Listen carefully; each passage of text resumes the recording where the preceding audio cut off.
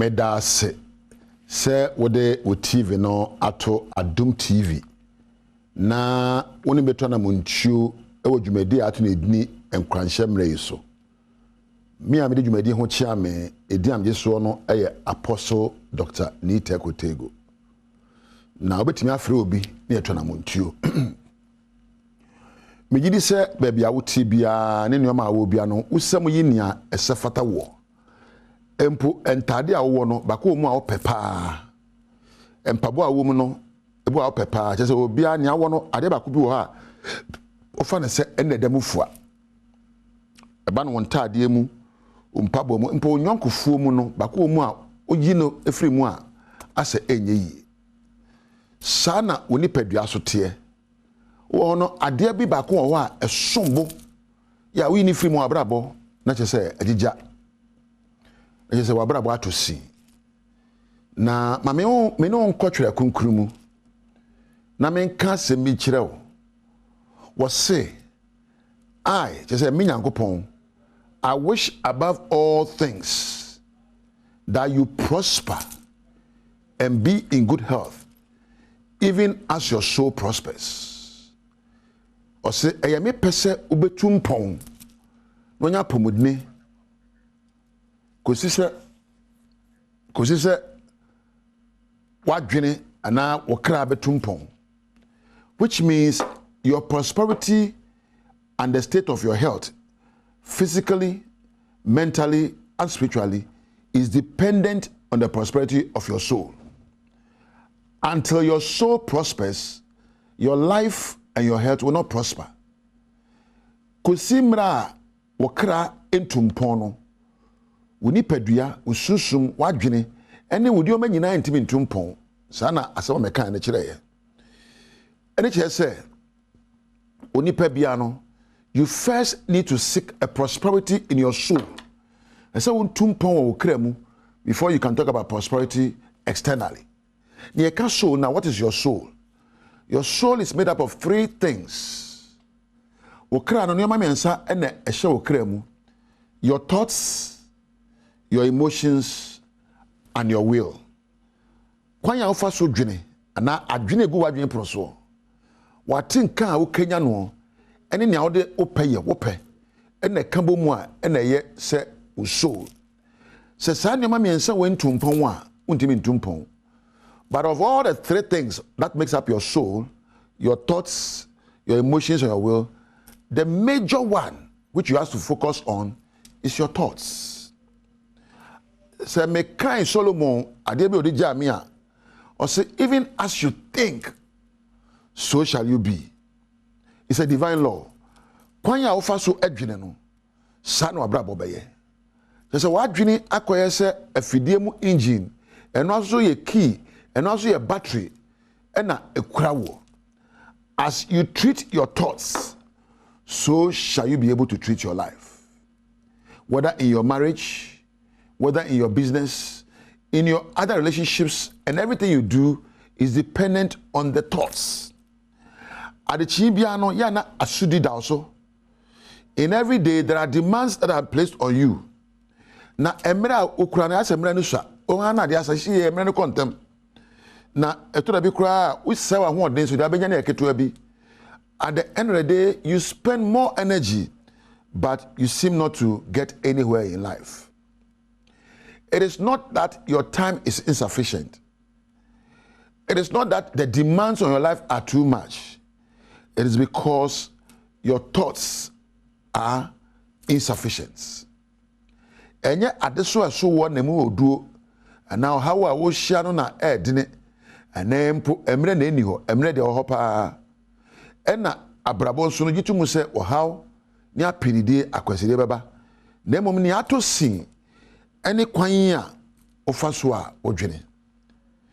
You have not been able to take control over one major source, the power you have to create the life you want.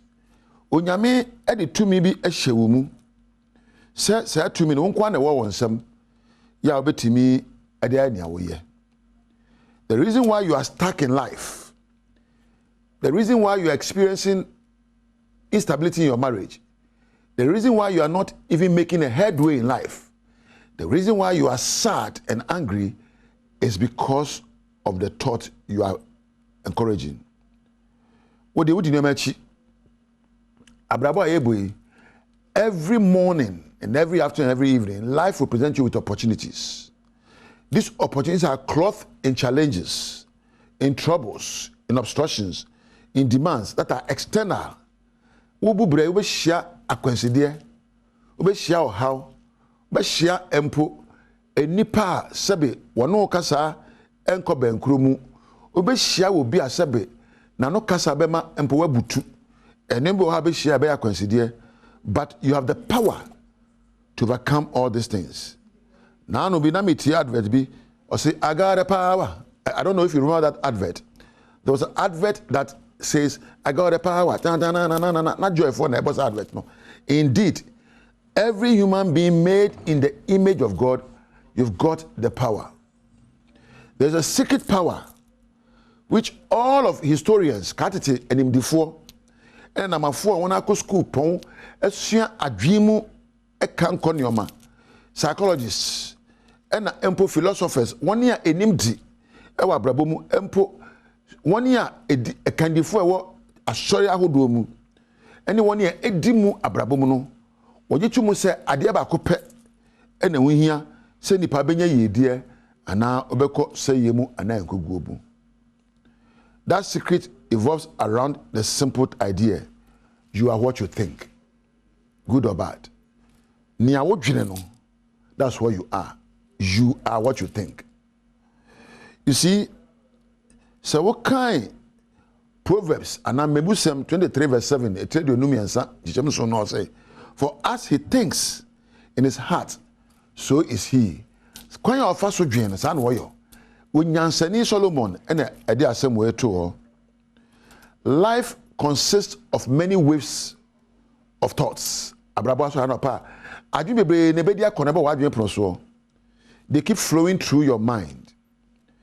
It is the duty of you to make a choice, to identify which thoughts you have to entertain and which thoughts you have to ignore. Adichibia, adwina hudo na ewura wadwene proso. Oso anopa, o kokromu, unam mfichire, unam brono so, empo beda, adwene bebre na ewura wadwene pie. Uwo kwan se obetimi akasa adwene we, mekoso adwene wo. May sound. Therefore, because your thoughts are so important to determine the results of your life, it is incumbent upon you to determine what thoughts you have to entertain and what thoughts you have to discard or ignore. Oshemia, adwin na wodwene. Oshe ho a, adwin na wodwene. Oshe wa brabo wo daachi adwin na wodwene. Oshe ho kani wo mma ne wadwuma adwin a wodwene no ebetimi akenya na ebetimi ahwiase ewiase dia ye nyina gina adwene awodwene so. Our lives are about the world of our thoughts. Ya brabo ayebui no ye wo wiase bi ati adwene proso ye fe na adwene thinking na enna wo kora ne yi a ebe kora brabo yi abusua enede e person bi so asembi. Think about what you are thinking about. What are you thinking about? Regarding your life, your marriage, your business, your health. What you think about will determine the outcome of your life. Ahana meja wo. Na mada wase. Se onya amrehwe mi. Koso ahwe dumedi a edi akire wo badwa mu yimu. Na mame na ase na mem crowd se woni onyamentra. Edi am jeso Anita Kotego. Me da me producer Randolph ena eja webe kampeduasi na madam sound osmosis amsia ena lighting ne from managers wonya ase wo chance so ebehia dwanwempa.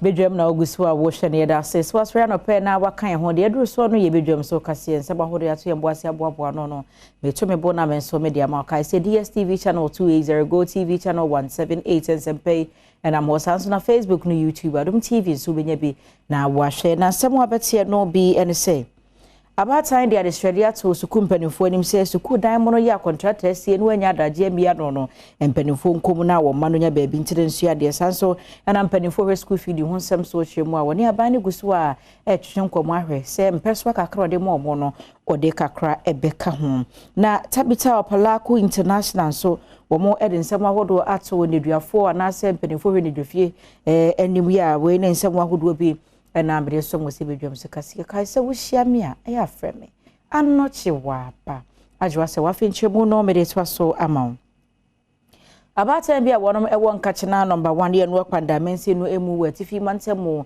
wɔde adesrede ɛto sukuu mpanimfo nim sɛ sukuu dan a wɔma no atimusua de no dan no hyɛ da nya papa from mefa kwa no wɔyɛ mhwehwe wɔn sɛ abatan ti contractor de obesi ye wɔyɛ bibia wie nanso wo mi ya no ɛbɛyɛ nka kyerɛkyerɛfo no hwɛ wɔn pia wɔn ma ne nkogum no ntena hɔ no mo no wɔnsua de sɛ bɛyɛ abatan so wɔn ho ɛbɛhan wɔn adan na ya si sa dan yi ɛbɛyɛ nhye num na yɛmbue kwan na asukufo ntena ase dan mu na nsua ade adan mmerɛ bebrebe no nyina no school committees for no ay arrangement ya kasa school na mbue SMC titrani a won kanche na number 1 primary school Owura Sunko Kwadwo Richard eni adom kase atwetwe nkomo editu dwase enya de obetimi atena se de won sa agu ondamre fam awese boni bi enka mofra wa ba wo sa edan yi esi honom the base school no ama nkanchina school no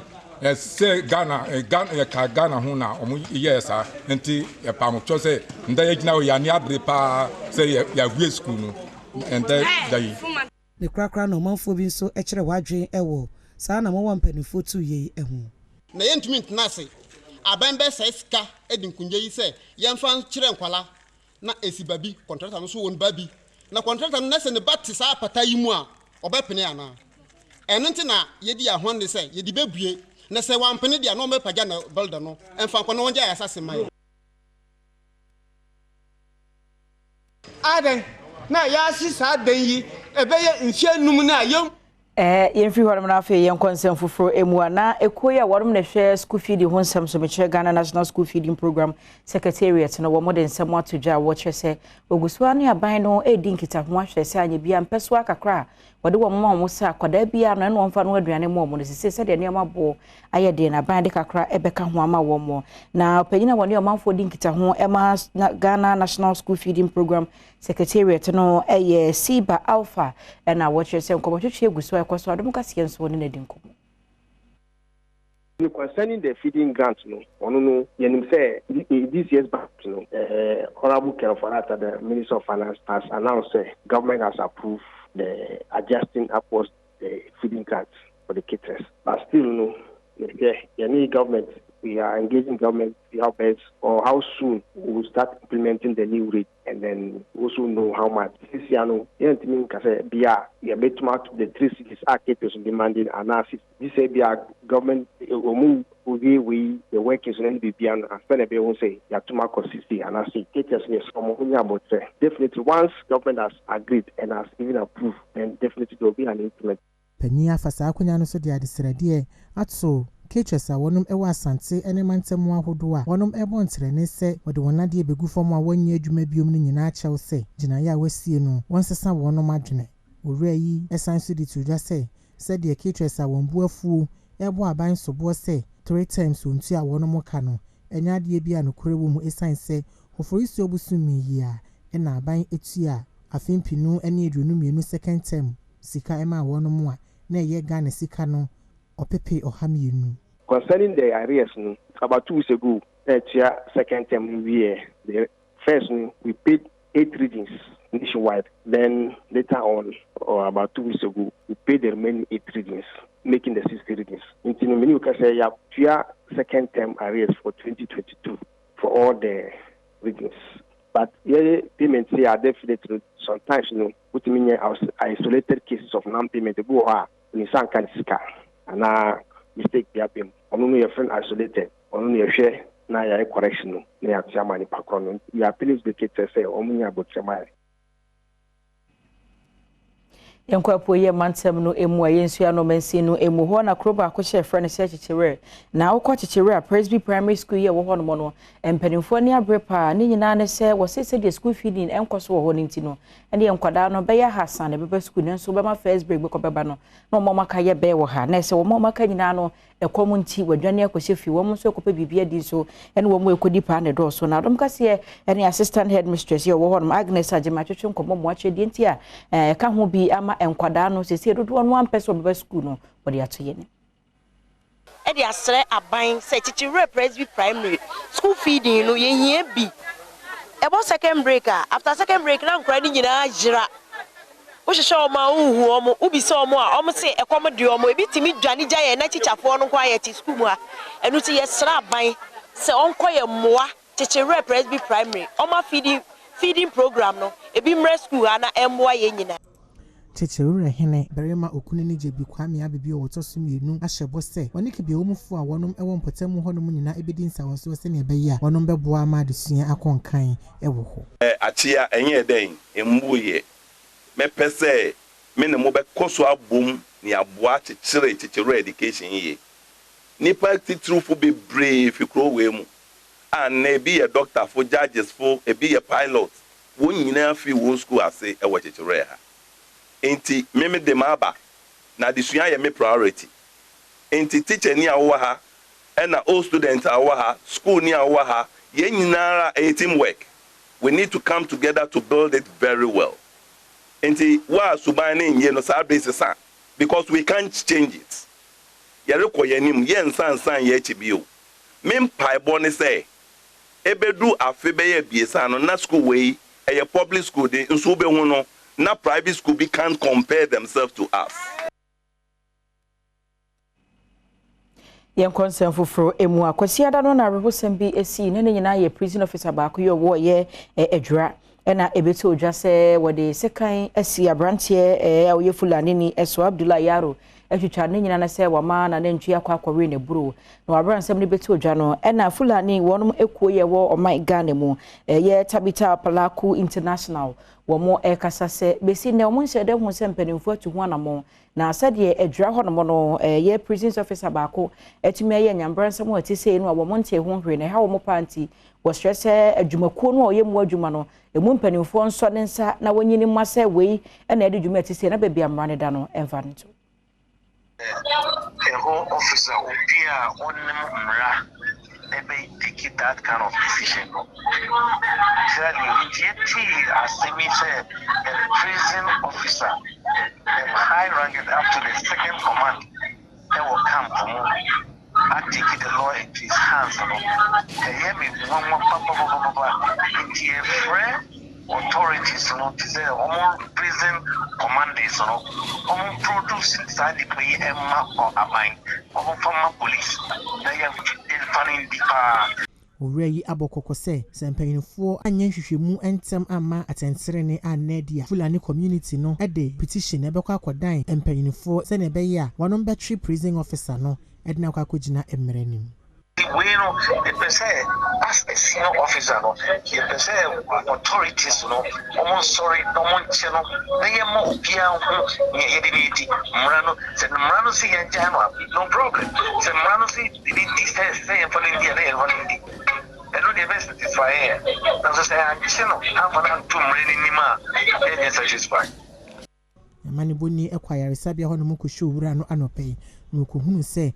Wada ho a ewo eya mu afen so kra no ntumi enkasa yi na yenko UK abrochiman no emu a emu mperimfo ayehwehwemu dia betu dwa se aman makomako aduonum enan 54 yeah no sa aman na fe na yegina ne na so ye kan brofum se developing countries no enya de se wofiri mu ba oman ni mu ho no se wo pe apomudi adwuma aya wo mo ebefa wo Ghana kasa aman makomako aduonum enan no eho na enu nti na so ye ya wonom de hwa apomudi ho nsem so wo mayi mu no wo mo ede ato UK ban wani mu se won hwe na fe enema wodo a wodi gu akwa ma ama wakasa Ghana wofiri hanom ba ho se wo pe nurse na doctor adwuma aya wo fa wenye yi no fa sankrata asem nyina meda o my Ghana sanse sansem no awo kana se mu nhyeda enyedru na adom kase ene opanyina woni o manfo twetwenkomo rama so ye hwapomde ho nsem so Isaac ofa ba atwetwenkomo situation na omudi yakoshe mu no within 6 weeks, we have to be out of that place.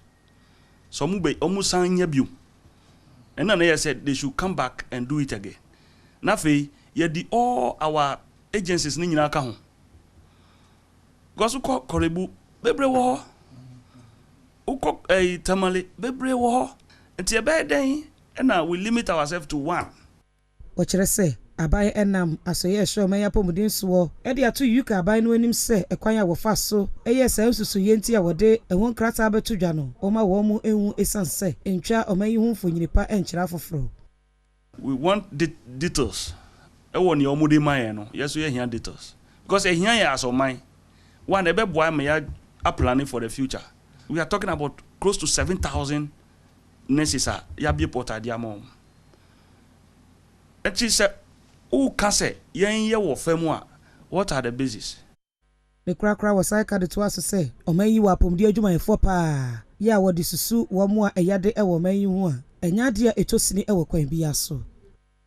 Ye necessary etukwan kwa broche no yes ya no kwan a it's part of policies na aban e de aba house it's to say obi befa kwantukwan bi so say me kwa ma no ne akoye adwuma enye policies to regularize the system say yenim say 2023 anes dodo say na kwa broche still say omo no they sneak out ebia ye wo 200 nurses in a enche na by election for ebekoso ewo eye kumawu ni nyina yese wo mmarahyɛ bedwade eja wofra entoma ne tintimu na ebra na aba na se amanyoko ahodo no na ndisi amanyoko so mu obi a wayi ne so wogina mu MPP amanyoko no afei na wo moguso a wo hwɛ obi a obegina mu na kwa sante mantem mu atetene ne de ma MPP amanyoko ne Bernard Ntwibu Osiako chema wontumi no no ne ama na bofo twonkobo no wo kyese se de o ma reata so se adwa no wo begye na afei ya be camera se bedwa a ewo MPP amanyoko ne din mu no eda na koma so pa anti ne ma agodo bo so de gu akwam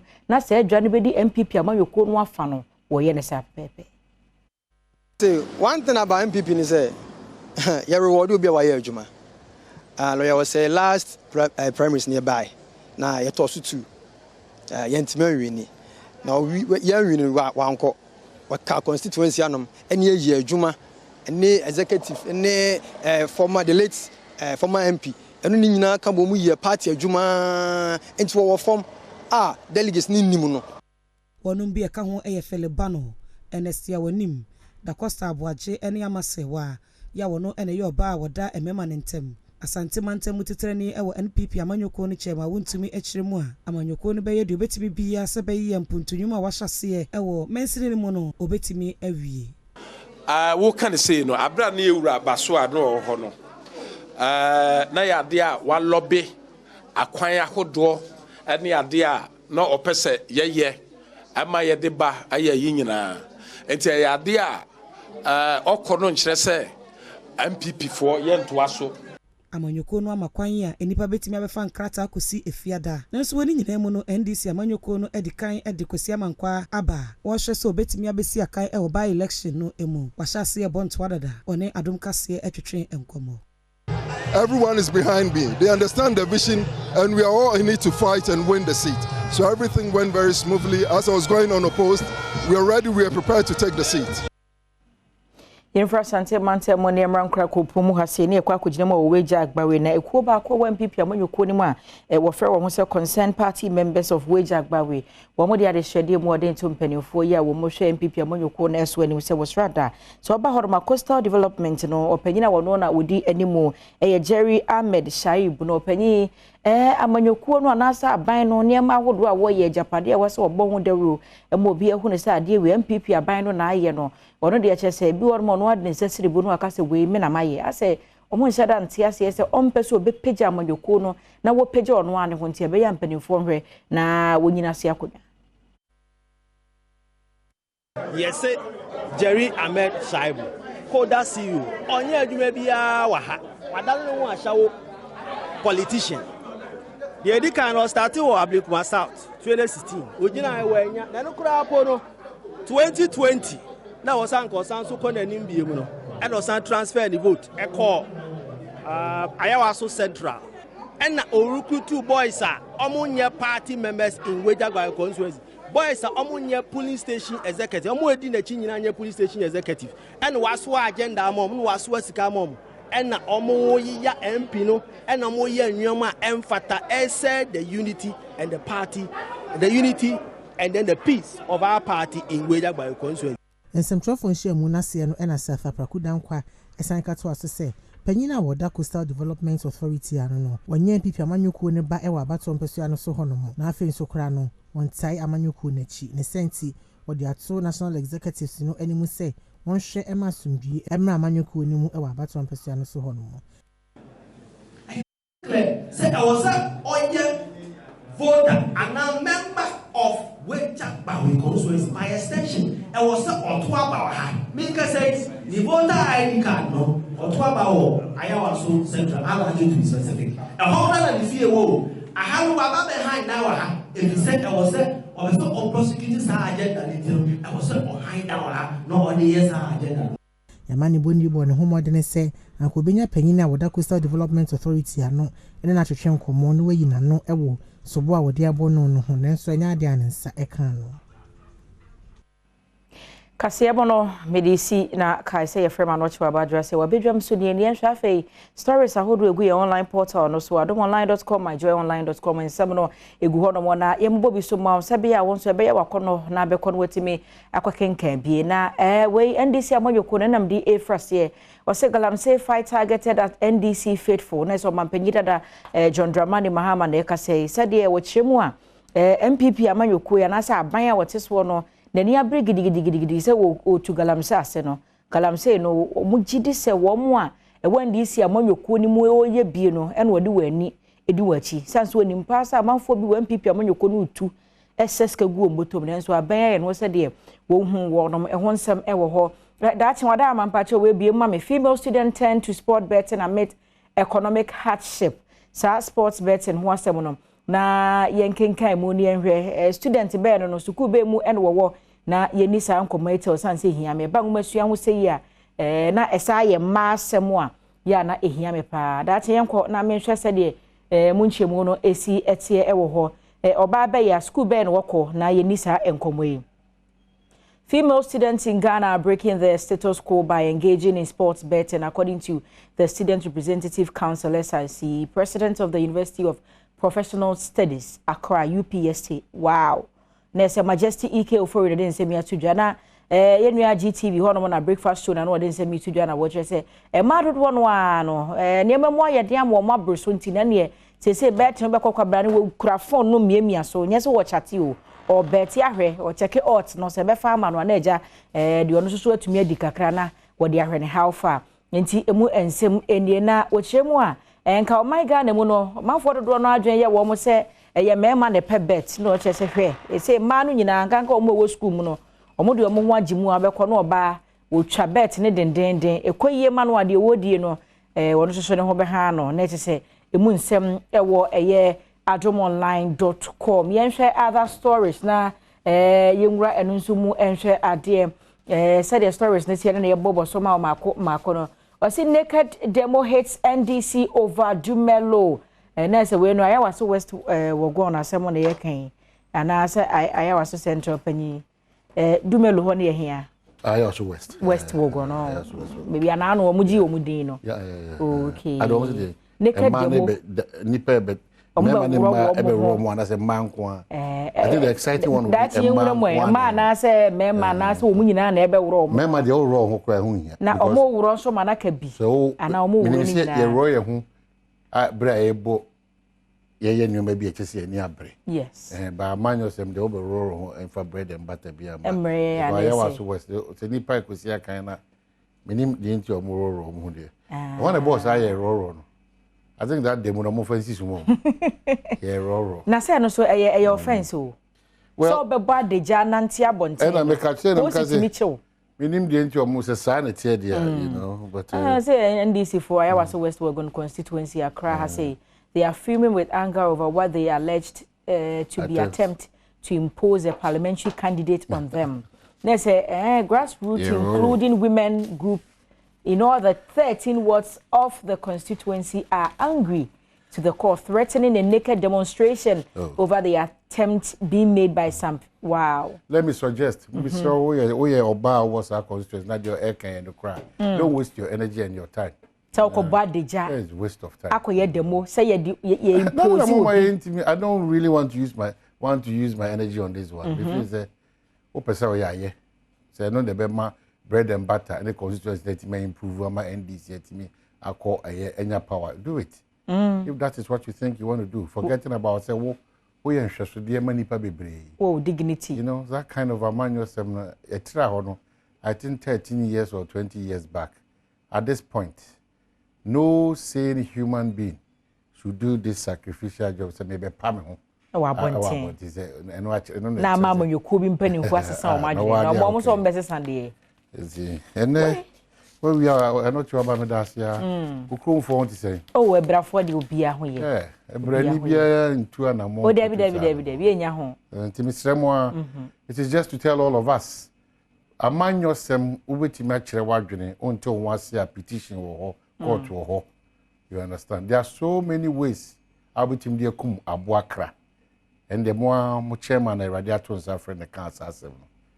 Ya trasa nyoma emma manyo 70 for yen koyanim na bribia da etwe yesen ti ebia we no some of those comedy ni bi no we take it as such but NEPA say the school fees ne light bill water bill ne aduane wasem edan wasem abrabo mu nkomo say the mosia ye hye no yen ka say nkodi political party achi enso ense breni adaje entotowa wa brabo ajeje so wo ba deja ensusu aso no ebeba debi no Juan Casabe no who say to Sana Mon. You only probably bread a man you quechi, Eddie or more crab bar for the WH and baby or Moshebra could do.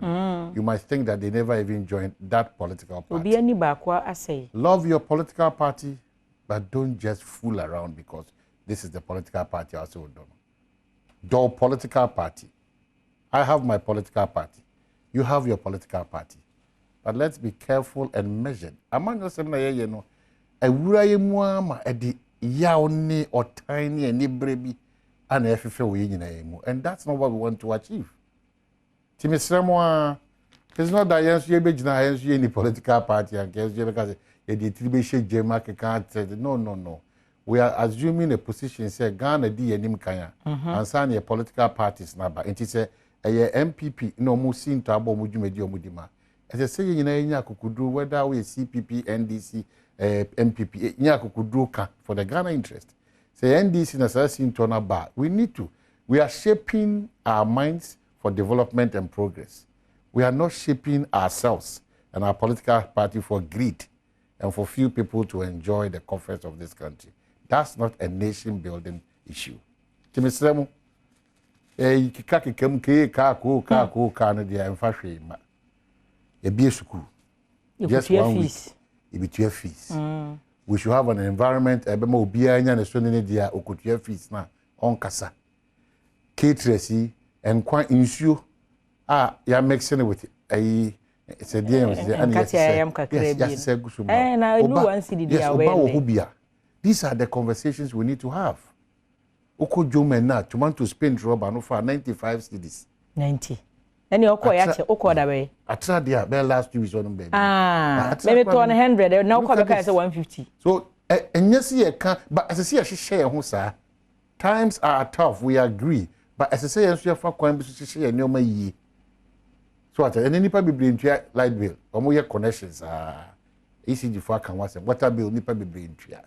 These are the conversations. Adwuma ni ho ma mabunu. Mabunu so omunye adwuma no so on person omo de 1 day and 1 month. Ekoto trasako to V8. You want to cash out. Okoye hospitals say that's what that bench so. In fact hospitals need be near bottom in class. It be the form. These are the conversations. And yet unnecessary among yourselves. Esadi ehuni ehuna eba system nim. Mesramu. Ya sha na pass am enya me the same because me magufi am for ways and means to pay their school fees and ensure their upkeep. So let us all benefit from what we do as a country on a daily basis. So what's that road to now? TSD a passenger phone, ACD in common. You how as I see a solver it's solvable. So the level of indiscipline and air cost with a Ghana police service. Are you not worried?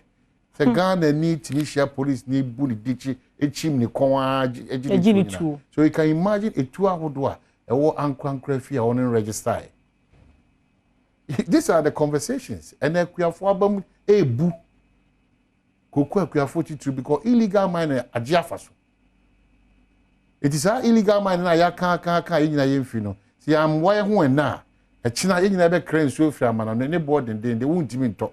Me ntimi nto e bia na asomasi bi do betimi ato. Ya pomudin ho nsem ya duane a ye di yesi saa agudi a etu no fo ma yentu o ne kwa so no chemicals.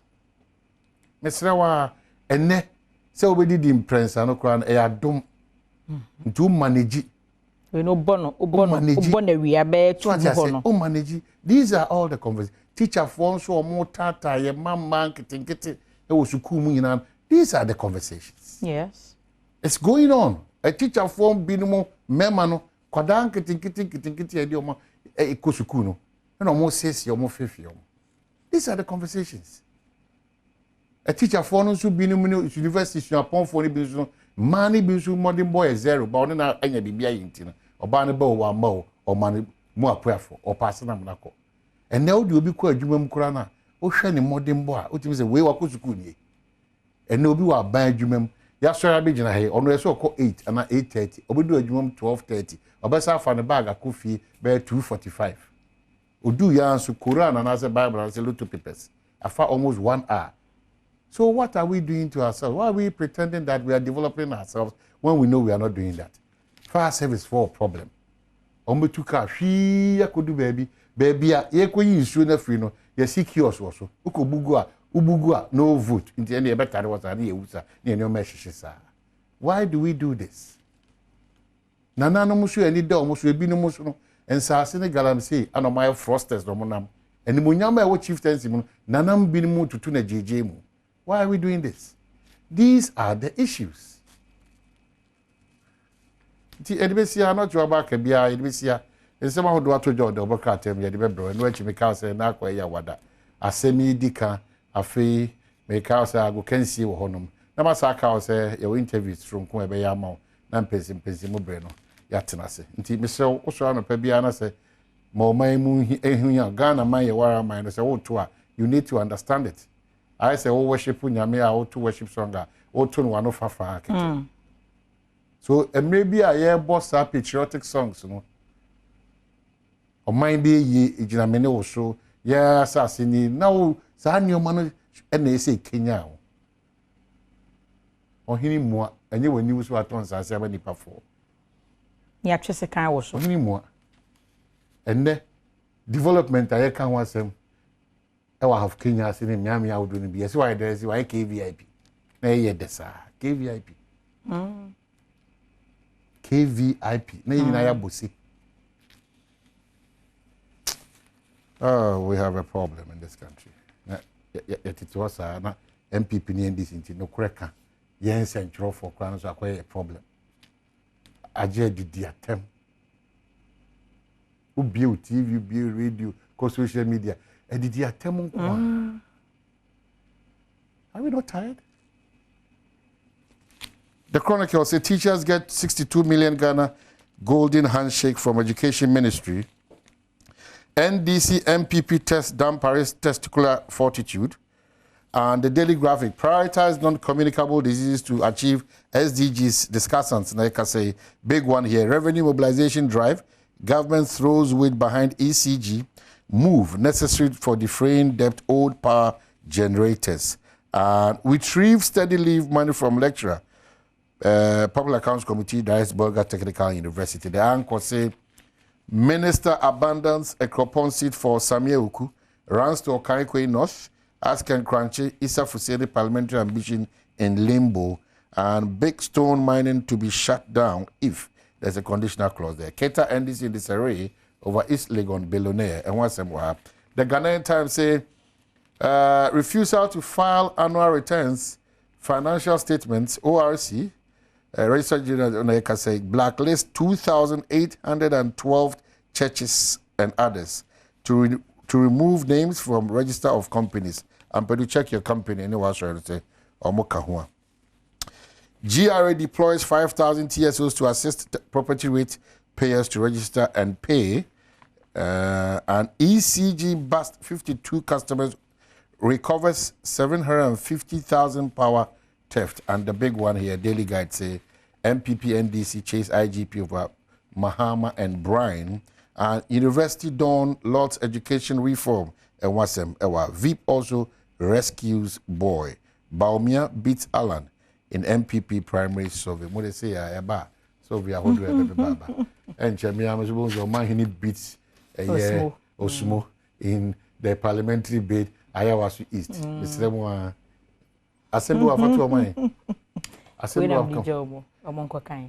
why are more men committing suicide than women in Ghana? And TimonCodomOnline.com. They need Jamon on the Yebisa. I didn't know Memma don't want to show more comfort a chain.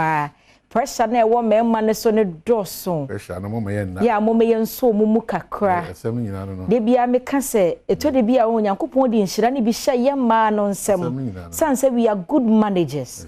Se nyame di nhira ne bi hye wo nsem a enka se wo na wo ye tire entifaka ne nyina. Wo somu na ono so somu a na asomdua ba. Ebuso ye da ye ho abasese ye ba asem dika ebeto aso. Well, and then the pilot didn't so yampa. Anytime I say, okay, say, oh yeah, you come out for because they won't chase. Now I come out my what jacket the power GBC train. Hey, but come about say, go GBC for camera. But I say yes. Ah, muchacha munina. And then you can say we are veteran cameramen. They are Jumen, you know. Because I say we di Kenya di kitwa. Ti solo ni niya. Camera was actually lens, edition lens. Ah, oh, you bruta. Set Agbeko. Oh, you bruta. Now you should lose so no. About Rasta, as you know, I could be kind as a gun and quite a Rasta to your comfort. I'll travel cheap and I'll wear Rasta. Wow, we're a tough guy. We're a tough guy. You know? And I can't let I am pa. But I do try Rasta the choice that Oshishima and I say, wow, but damo. Because so look at me, almost a bad boys, me almost a bit that guy. It's trapped. Yeah, I'm on Kai Solomo on Pipe. Sound for Monka on Pipe, won't tell who was Moses. Kai camera phone said design and do on Pipe. But easy. Kai control for a control for you. Actually, boy, no, to an pump my Pipe coming conversing. Daniel. Daniel. And Randolph made down you know, show Barbie says also, or change your quackle. Yes, and so they say, a tell mouth, yeah. One cow won't pipe, won't control for you. But no matter that say hatty, when you try to say, I got because of the cancer, presidential staffer, presidential correspondent, or a Queenisa philanthropist, Mamponi this year, a bush are paying over 8 houses, oh Mampon. A potential a year career for that several sables. You see, on that several bar. Was that baby did one? That baby Tiana, I didn't dare to say now, or change the aqua port, man. Oh, don't know, here can I see me? Elder, Marcus is here, man. I was a quack. We let them hear the sound. 2 days in your show. Hey, that's how now we are. Sister Headmaster, one can say over. I will never come on. Never come on. Damian Mugu, you can Alopem so not sure about can say me touch him about a buying a for a month for year, Jumadema and Crown. Yeah. I might know I'm going to be graphic. Because I'm going to say more graphic now, a rare boy. Good. Your graphic communication group here. Wouldn't say management near and say, Yemma workers no fool or more worker. And when you hear Brim, send a be a list. Kakrana wunya aso salary no. Unfani nyina akotofo. Omanum say we actually na workers na management edwin omo ho no.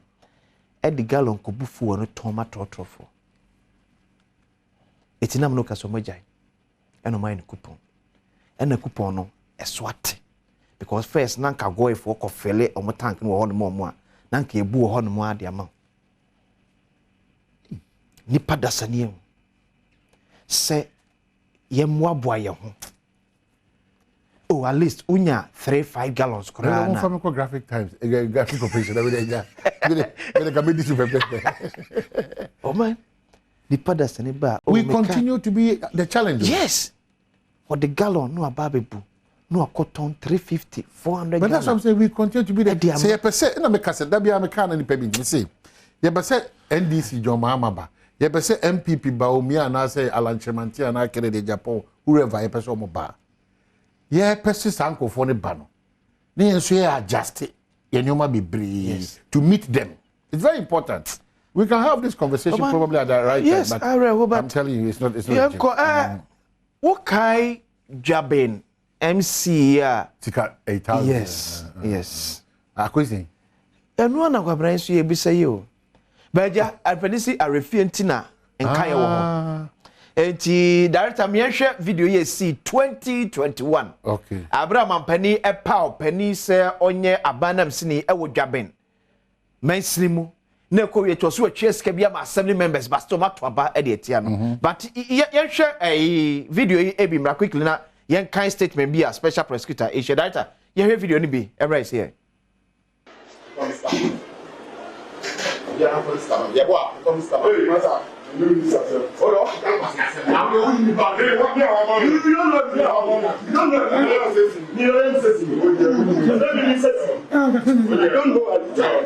know who said this person? I'm a captain. I'm a captain. I'm someone here. Okay. I'm a business. I'm going to say, yes, but what is that? What is that? I'm someone here. That way, old guy. Me, never mind. Old someone here. Who's got him someone here? Who's got him someone here? I said, put himself with the young. Who's got him someone here? Oh, I tried to bullet to prove. Who brought them? What the town is? What does that come? They don't hear one come for. Foolish man like you. Who don't hear one come for? Sir, I got from example. For information center, I got to prove what is the one partner. Who drive on the car? What will punish you? Also, bullet to prove of the good, but you must stand up for one passer. A criminal, one who was a fine. One man got for one. As some pennies. Stand out here. You will bring it. Happen. That guy. Don't go there. Don't go there. Oh, I have a pass. Me like we pass out. Oh, there. Put the name on the time. Me no one that come for. Me no one that come for. You are not a person who come for. Who could not make you so? I can't just what he said. You know what I come for. How does you come up with a young man? Asia, and what so? Who can see it so? Who are set so? Who would do the Asia?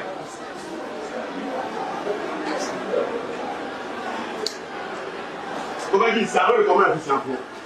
Who is going to come to and you call it over this year's salary. Man, this can be a thousand which also the come to sample in the year from 47. Who job on the top of it now coming to master.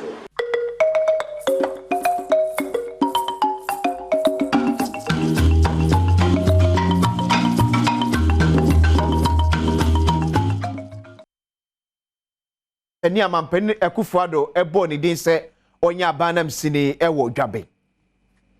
Na director pacho mame special prosecutor statement na oishi Samuel 2022. Na okay so we a statement as special prosecutor Ora Kisi Ejabe ni oishi on 24th May 2022 and as Seminaka says the latter part of 2021. Tiasma special prosecutor Ekai. The nominee for the position of Chief Executive of Dwabe Municipal Assembly charged. The Office of the Special Prosecutor has charged the nominee for the position of Chief Executive of Dwabe Municipal Assembly, Alexander Kwabena Safo Kantanka, with 26 counts of corruption in respect of a public election arising out of two public elections conducted in September and November 2021 for the confirmation or otherwise of his nomination. Mr. Safo Kantanka will be arraigned before the High Court, that is Criminal Division Kumasi, on Wednesday, 1st June 2022 ye na court na ma ya ma the be 90,000 Ghana cedis but be special prosecutor se wo adanse ya extempe fe pa se ampa se owura safo kantanka etwa bribe engage in corruption. Why the delay in prosecution? Yakasa same way, that's what manfa way NC.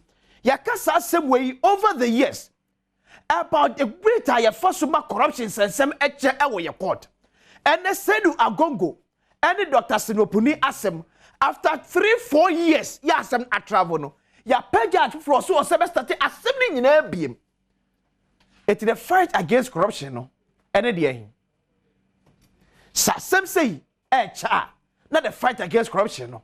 And the you better say the unko biem special prosecutor. Your question is no pay how far and with our court? I say we akwakosi. Ochina. Right, I was here. Yamwache mwakwaba. Emraso yenren some koso wo agodimo. And some no ayana ebrela. Ayana me kaso chero. Say the sefata sauti ni de ebrema kwano. Ni abwaba no de abrel. Kijwana kasani Erica Siedu body oneexpert.com de sia konkon eden some no bro oneexpert.com. Betting companies near bebre. Baby wo a utwa udini ntam. Ebi wo a also so a. Unya matches bebre na odi adi. oneexpert.com. Momo kan wana eden some no de bro. We oneexpert.com of you are GFast mixture. Ema oba why obey mu. Obey ma be me mu. GFast mixture. Set more gel and roll on ebe pin bia edi afiho. Channel so sa efa ema me yemo akwaba. Kijwana kasani Erica Siedu body. Ebe shase edi afienra the UEFA Champions League and the quarter final. First leg a Basso Santiago Bernabeu Real Madrid naso boche yako so 2 games demo enra anti the second leg they be see next week abra Napoli and so tonsa free similar no mode apem so fie na Chelsea so atna Stamford Bridge na one Real Madrid dey apem so channel so mama say match singing oneexpert.com and e be Basso and share the Europa League quarter final games e be Basso final the AS Roma and the apem so na Juventus the Sporting Lisbon at the Aboni now Manchester United and Sevilla o match Europa League na bosso and the Ebony we in match say pass or Europa League mu okopiem or Conference League mu so matches be pass and games against in West Ham United and the Pim so na let ni AZ Alkmaar and so the Ebony FC Barcelona Nice na Poznan and Fiorentina and so the Ebony where the Conference League so quarter final games are abeba so no kai senesto say nra Atletico Madrid dey see form say F1 fa ye chomo no mompa mo mani da hokre na ye kan sa no na oneexpert.com ne with medicika no ede agu obotomo na yenko yenim ko sene nsam no siete e ba fia be hwe na former captain of the Black Stars Steven Tornado apia not in some to be a chim tade ba ko be boa magana that football na team afa to prefer the grassroots and kola na siete ni hwe na yes Black Stars pe esa you need that bia. The fundamental of football no starting free grassroots and standing here today no yeah na coach product.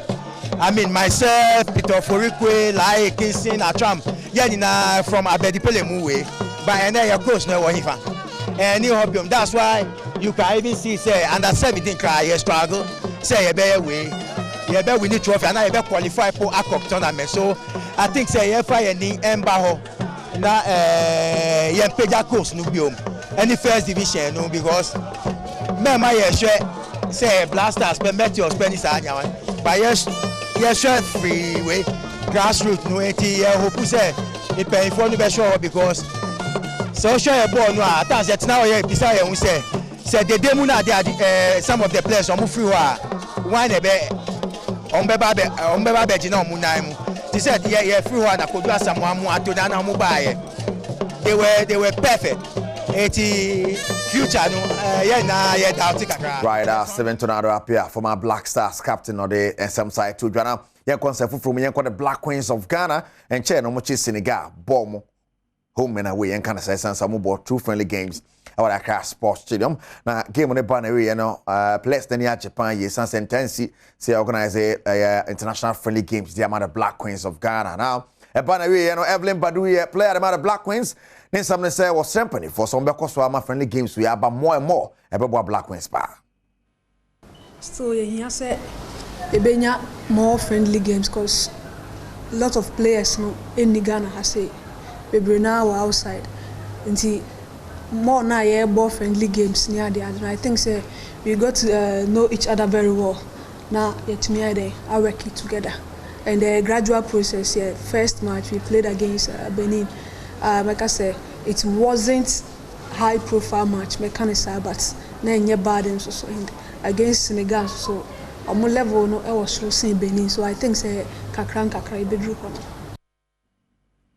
Right, Black Queens midfielder Evelyn Badu, Nensemo, I don't know, Shannon, Setimo Gel and roll on a pain, be a few, be a pain, and Setimo Gel and roll on a coherence and for more him sent chair. And he had a story by the Ghana Football Association, up at my dear for Hontoma, a futsal. Yeah, by a poor Ghana, had my papa football way back, and we are born a demo. Nasa Pocrebia, Poano, be the assistance to the Indian Yasam Ketua Cran, no. And chairman or the futsal committee, no, and some crack to be HTMO. Sadia Mode Bacana, no, Benny Kappa, the Ghana Fung and Riso Secum. Papa, the Marco Collie, and the San Samnatuga. We've all been dreaming about this day, and we've seen it. I would like to assure everyone here that our teams are ready.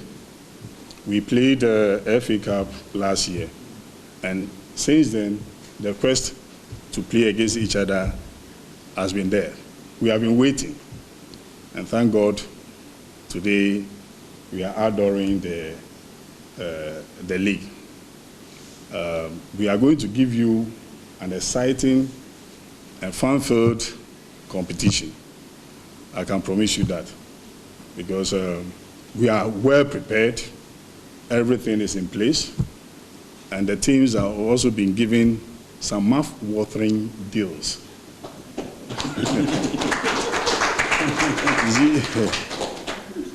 Once again, kudos to the current administration. They've done a yeoman's job.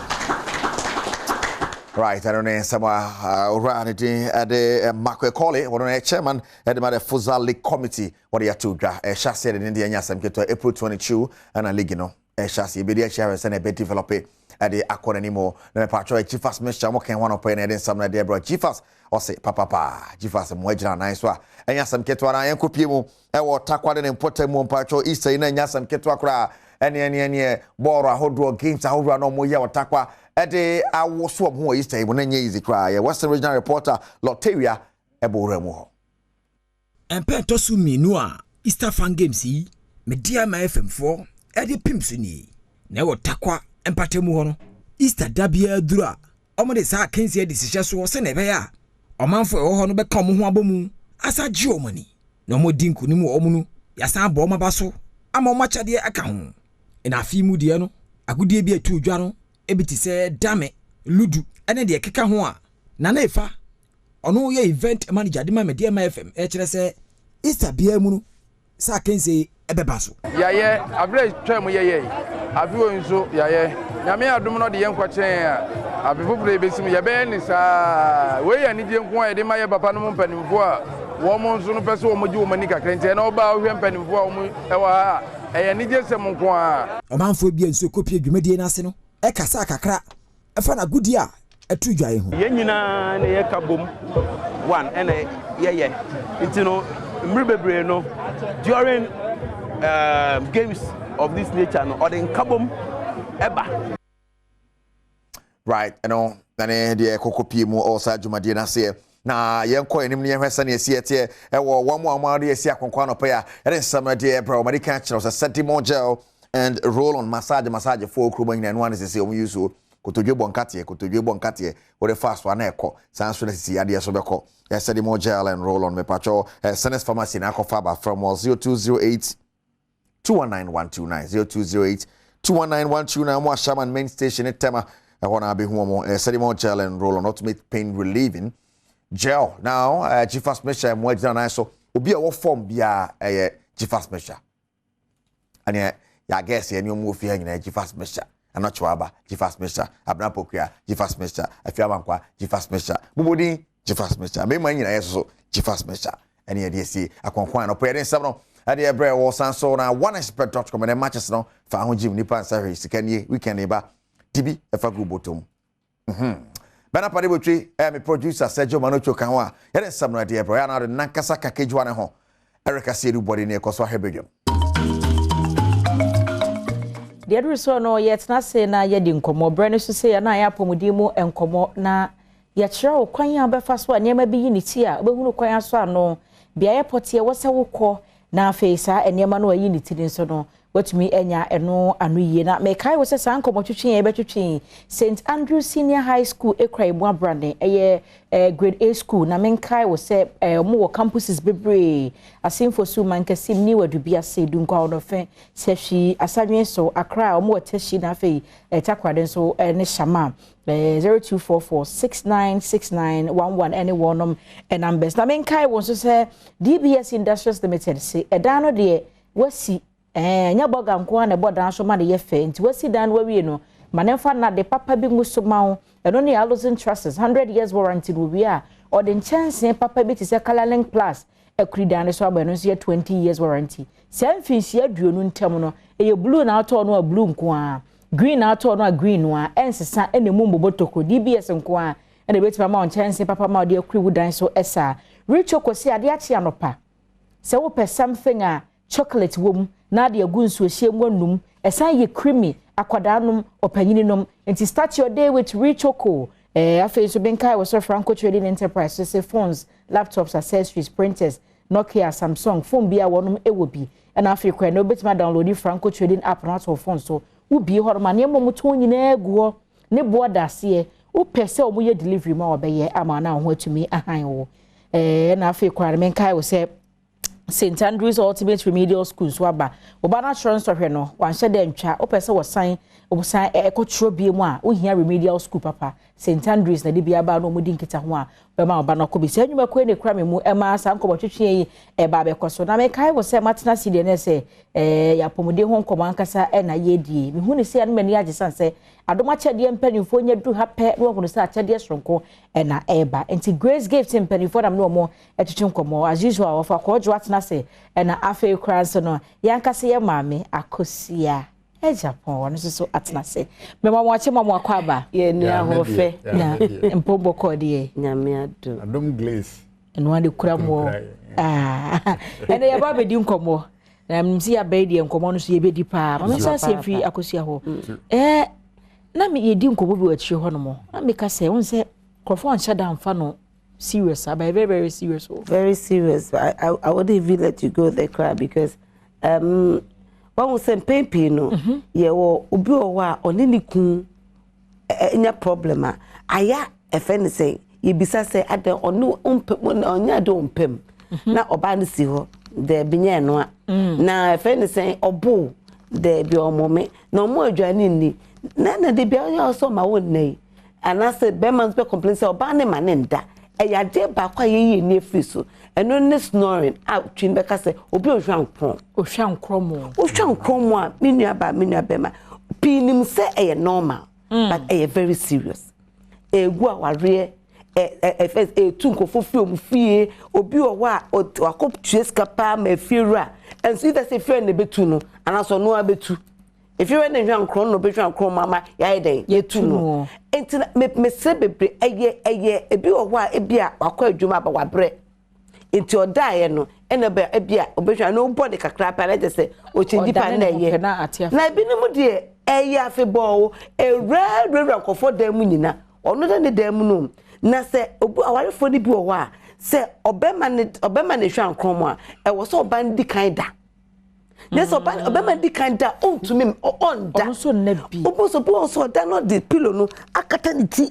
because on person beti de no ena no me ne obi di nkomo se wo da o de titu sumia ba akoso no de sumia ba akonso ato na achoke o muntem asem wo se de hu ade kura aba ba wo ka oba ne se me de be ma me na de ti se na menti ene wo na watwe ma hwan kromo brutal na o styles ebu o wa wo se unya oxygen ni ya na o breathing e ni ho ni so na ema ne ba ne sa enti pepi no ko fofu se eye trim da bi o eye wumi no won ne de e bi e chronic pa hwe obu o wa ne de no anim obu so na num okay obu onso a obi na obu onso de se wotia obefu se bibi na esi obi obi nso na no bi eje me to hospital baabi na de woda menchen awo me so no atimi ya bono bimu aso sorry not na na say eh awoso no na obi on so a bo hwe so akwa sorry na say me call program abia obi mame asori dem na nice man utu say no abre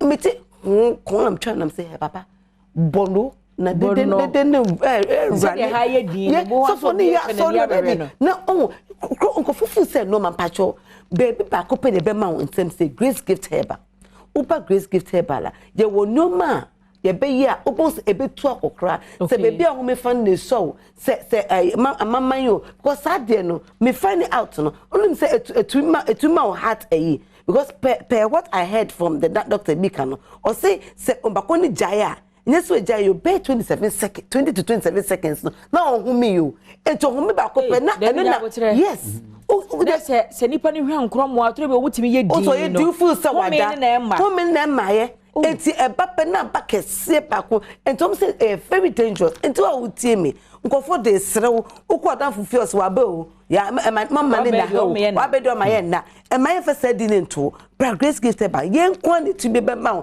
e be kire kwan a obakra be kan nye waduro e be Grace Gift no papa no okwa ye checho no me bia obeyi a eneme bia toto no ti Grace Gift dey usika ne ye pe age but mom no dey bi o say dey do cancer dey do be count but common ne dey say no any snoring ne dey ama ware egu ye tu ngofo fifie ngofo da tu di ne mesre ade be kan be kan sama of aba any kaka Emma bebre nya kaka mom de sa nailsi e no mo de kata so yensa de no e dangerous also bi o wa ukona so kafufu kochoba na de kafufu ne bo nsa so ya bo be di emonu moto enti misre eno nso uba Grace Gift Herbal e bo wa e bibi na etim kakra na wonsa no bebu akaka ai ne nsa ni nyina be pacho me fantasy na emetete esa no uye dwane mo bi ka no hwe a na ha udu so cinema kakra pe bo so na yekro tete no fa beka bo so na ketwa de round ketwa no so ba ko pe na do sashim ye we no ene what dey abaye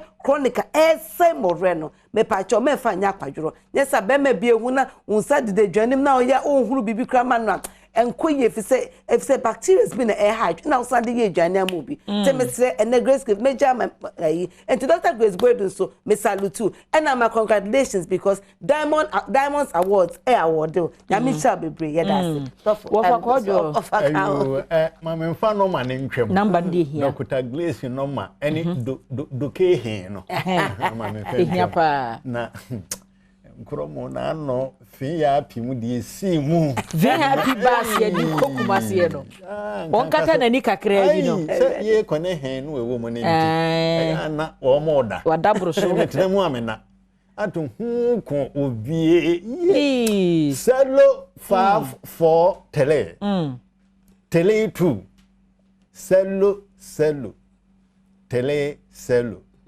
5 4 tele 0543 tele 2 32 selo 00 tele 30 ana selo 246 0246 518 selo tele 003 selo 246 0246 518 selo tele 003 esa kuragu TB nase na yemu a ebia bibi nti ana yesa abobo so biom ana nkran ha Grace Gift o new atwemota petroleum new atwemota petroleum se kurumu nso so ye wo ohwim sukun kwantanan so ba de kase kwantempo no so na me so de yi asa dodo na kwama ema si enkromo no yehwemu pa mema di nkan yehwemu kire se mema dodo no etu nkromo pa do mutunu mema so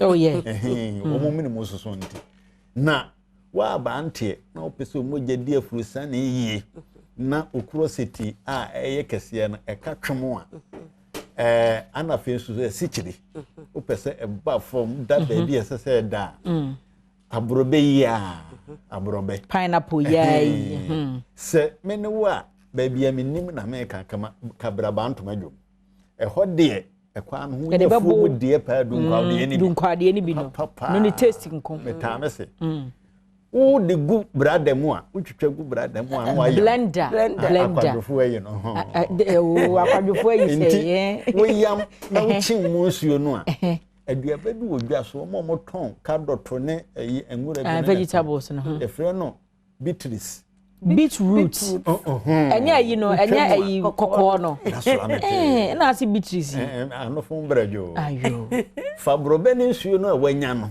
twitwa beetroot no egu ade no na fabrobe ne nsuo ne yam uwie a chimanka twa de kakra gum de so peso moja ne na ne ye pa kura otimi de kwan susu aka ho susu anyame ameduro na fagu no bote ketua no bobo na ode hwe ade we efe no general fitness se de betimi am wasisi ho so na moja di afurusane me ma so de so moja di afurusane a ekro ne ye bonus oh yeah ben bia moja timi di afurusane entini ni mu de da ho no mo a na se eye na se afele enti be se amanfo hu se grace gift eye bibia so what pressure so what diabetes so what stroke yare bia ha wo bia no of kwa de be ka se jimie de yensa ena sebe ena chachanso yensa ena efese kwata but yare bia de bebe bia no na de fe ne se wo lab na papa ka se hotel dan obi kola o center ko se me do hotel nanim me find am se why na wujina no enti mesre yare bia kwado bia wo chine awunya no aduro me ko se jepom se ba grace gift herbal ya ba bejiwa ya resa grace gift herbal ya bo bejiwa ya resa grace gift herbal ya bo bejiwa ya resa wo fa number ne yonko ayo de edi twatro kura ye selo 54 tele 0543 tele 2 32 selo 00 tele selo 30 ana selo 244 0244 126 123 123 0244 126 123 yara mo ase se mo ba ede achede eti sei abre abusua na se mpanifo a wo free grace gift e ba ye eno no wa chon se kumase o mo branch ho Accra Hans wachi Motor Petroleum be hu wo mo numbers in the good screen ne so no mesrewo se o mo wure ntimi nye se ya nye de bia na ade news be kata so kaka etete wo akwa grace gift na wo muntu ase ema na wonim se bre no aso se ye birthday wishes ye de abebom wo tu di awoda no a na de abreye na de picture ka ho ne aye ma ye akono na aye fefefe na de wodi nkadi na woda na ye de ne to wo no ye DJ Kingship antie kama wono na wo hwe no no DJ Kingship eno no won edi ne birthday na ne picture da ho no mo fefefe no sa pepepe DJ Kingship eno no DJ Kingship eno no na odi na woda no nti no ne picture ene da ho no mo sa fefefe no ne yenhwe edidi so ofoforo bi nso so ede eba na se nana adwoa safowa nso so ede no no nana adwoa safowa nso so edi ne birthday ene enti nana adwoa safowa nso na ne picture eda ho no mo fefefe a wo hwe no ona ne picture da ho no mo fefefe a wo hwe nana adwoa safowa ene eye ono nso na wodanti ono nso ne picture ene da ho no ma omo ehwe no okay enti nana adwoa safowa de ene no yensho ofofra odi ehonom yensho ofofra wodi ho nana adwoa safowa de ana da so eda so yehwe na afi ofofra ne de ewo ho no de no nso so atwa so enti hwe ne fene na kono a eye se wodi wa woda oh Queen Amadu wow I'm crushing on this beautiful girl abaya fefefe ene na woda enti ono nso ne picture ena eda ho no mo no ne picture ene da ho na face so ene eye Evelyn so e birthday nti Evelyn so de ena eda ho no fefefe a ye de ema wo no happy birthday Evelyn Eve de so e de no no ena da so fefefe no pese de ni age no a nya agro kra eno no nti birthday wishes no ana ye de ama mo nana ba ko nso wo ha no ma memfa entwa so Ebenezer entry me papa ene no me papa chi ba miensa no ene eye na woda oye chechefo ewo Mankranso Senior High School na o se de Nyankopon ahu ni mobo no aye na dom no wayi na free adom mo de akwa adom mo no wayi na free baby ene ni si wotena de na si mapo matena bienti wo de Awurade Nyankopon ase na wɔsrɛ awurade sɛ anigyeɛ ɛna afei nkwatenten yɛ ahoɔden ne sika wɔ mu ɔmfa bi ɛnom no me nso so ɛne abusua ne nyinaa no ɔbɔy yɛwɛ so happy birthday nyakopɔn ensure na ɔntrɛ wɔn kwaban mu ɛma na bra so me sɛ saa nkɔmɔ edu ha sɛ yi a na mani abere papa na mani abere because personally me were personal interest ɛwɔ saa nkɔmɔ wei mu as the CEO of Jewels na me yɛ the sanitary project no ntino saa nkɔmɔ wei ɛyɛ personal to me na ɛyɛ personal to me in the sense sɛ ɛma yɛ bre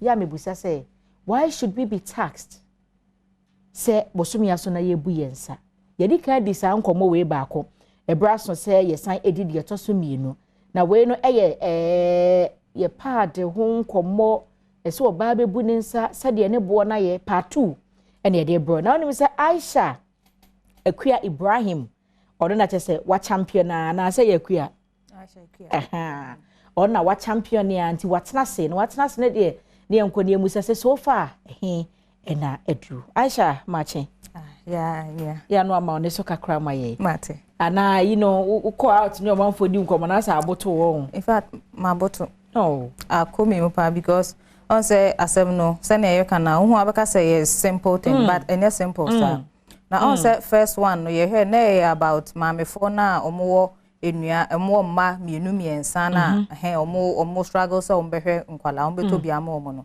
na afi nso so omo manufacture na nkasa na ama so nyema bi ntina ma ne boa den ama no so ya affect ye ayeto no this one ne de eno no gina student ankasa so adisuafo teachers for omo ankasa so ade no so affect omo in a way it is a wo hwe documentary na ho na obehunu how affect omo enkoda na ekɔ school ni akyerɛkyerɛfo a wɔn kyerɛ ade ni na ade ni affect wɔn bi na we no on say anwanwa asɛm ne sɛ ade nkɛyɛ mma ho nneɛma na kɛse sɛ nka mma mbum kra yɛ ko wɔm sɛ yɛ ka sɛ ebia yɛ ka deɛ nti a yɛ brɛ ho no mmarima nso dɔ mo ho agyem wow yes nti na no nso kyerɛ sɛ sɛ ne ade bebi ade na duru no ɛyɛ serious nti no wo deɛ men kasa nkɔ anim yɛ ne mmarima ne bi edi nkomo omo ko bi e fra omo PR boys okay omo so ye project bi pa omo no bi de ye enti omo so de omo hu gi mu ene de omo hu ye no se betimi ayenko ne enkotie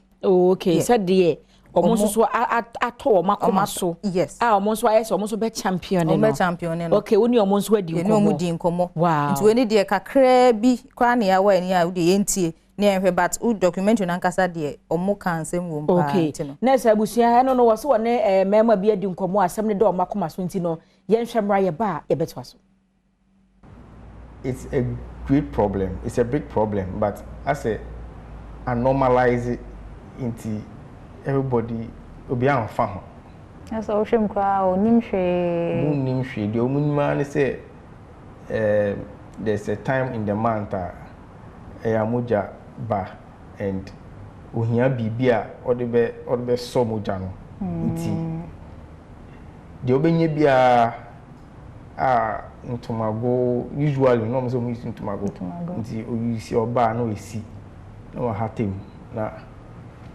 wa say you see the following day now mugusu ye no motive pa say on this issue motive ye then the main motive is to make sure that there is menstrual hygiene management information and provision of menstrual hygiene management materials for young girls in the rural areas, especially, yes. No, Makachi said, I mean, Kwana, me what personal interest, this topic more. We mema, and my fat woman so. And Tien and I champion, and now see from saying PR boys. PR boys. Yes. Yeah, or more her say, Sanyama way, because oh, here. They are not we sound said damn potty and the trigger or more interest. So into the potty in tia it me ma or mamma mama or modern come bedroom or modia hono. And more so dear my or model my dream by her a trigger of interest. Dear course young Cassandra say wuti documentary now. On bet show the entire ma almost yes said your more yes and no majuman Cassanio. Or man Cassano no more motive. Okay. But as a winning a man would divert attention. Dear course your mom would divert a bahano. So utia ube da bena will be hwesa documentary memre da we ya ebe ye ochinechi memre da 11:30 am okay na ye enti no not sure about easy the first no yahwe na nsemu ba we ne de ohwe I don't think say we kura wetimi ase because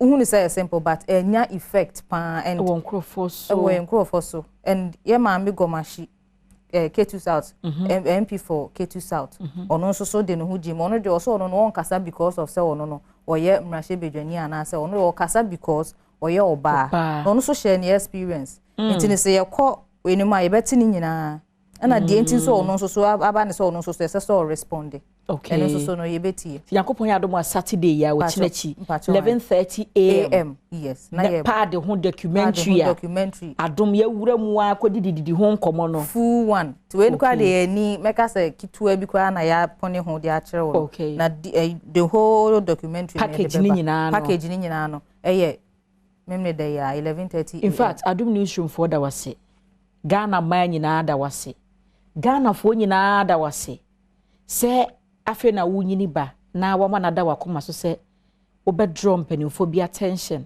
amomahu emfaso de ewoso se ma yensa na yebu no omo yituo bi free niam bi so na bo ne bafom. We are so grateful.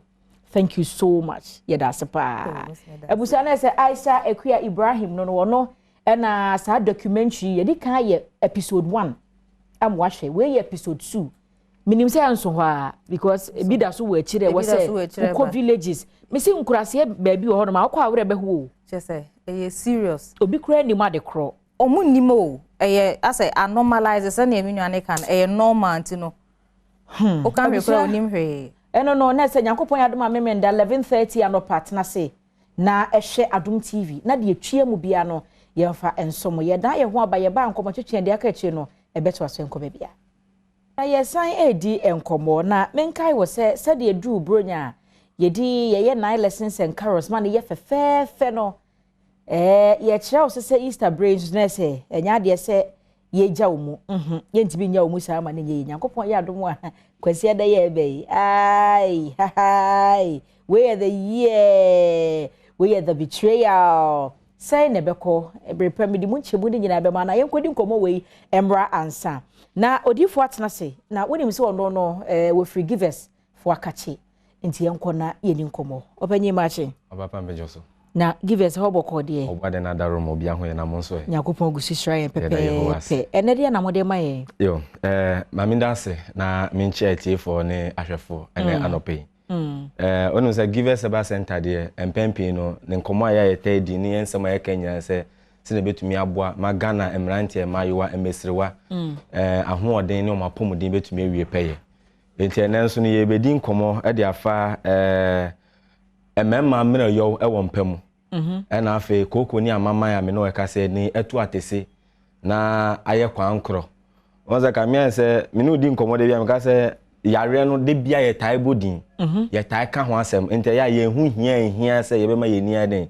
eku hu o be ka so koko de ne sɛ tete nyina na koko wɔ hɔ bɛma wa yɛ mmerɛ wɔ mpamu de na ɛne ba kwa me do bɛfa ne yɛ bɛma e bi o yɛ mmerɛ wɔ mpamu no menim sɛ wateda oba bitumi ka so mi de empemu agrompo de me ho nsane me da me nya atenka da me ni ba me bia nya ade ma mani enje so oba da eno no yare na na give us eba center ya ba se ye ba betu ase e de ama o enti no se ye ka koko ni amaman na ye ka eye mmeroyew ene entede ewo eye empemu agudie mu a na se yetumi ehwe na yetumi etu ase enti ne bema ansa na obeye mmerɛ ɛwɔ mpamu anase koko ni amaman betumi etu atese wo bi so no na woni yei ene nyame bi ye taye na me hya asɛm fi mema ne de so se bema betumi aye mmerɛ wɔ mpamu a ebia na ne mmeranti bremu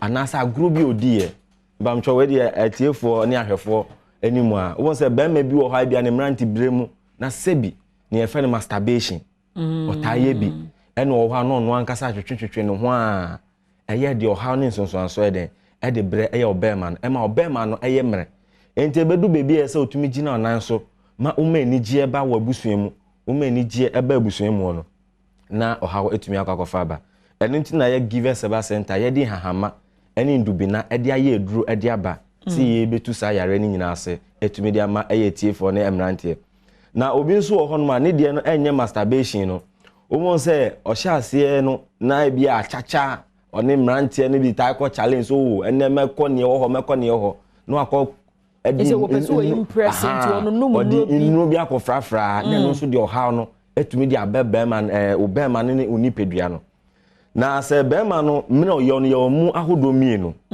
ne ye fe no premature ejaculation ono ne de ne omo se ne bema no ebetumi agina so obeye ne hu bia ne mo de boss wa sese a na wa sen eno no da hon ma na oba na ebisa se o ni awtumi ye ni sese ya o kwam ni wo di akọ wo ba ha we are sorry na menko na ese no ense se bema de oba tumi bisa asase no de biada eno na nche ye woni e fe ne erectile dysfunction ono nso de bema no oba no be gro ne hu bia na mom no still na bema na siniti ase na ese fere mpo na aka no na enimu ye egu ase ment na se ma wenimu engu ase de biada ese opa edupa eye hahama ni dubena a obetumi enya na wanonom na etumi aboa se na ebetumi aboa mu apomuden na etumi ewie peye entu ye bema na sa ha no bi ekọ etiaw ana sa wo fa sa ha ne amanie mu a bomode na akọpẹ hahama papa na akọpẹ ndubina ene de give seba center etumi di aba na anum se edupa no ene nyuma pa edi nti no ubo ni din apẹ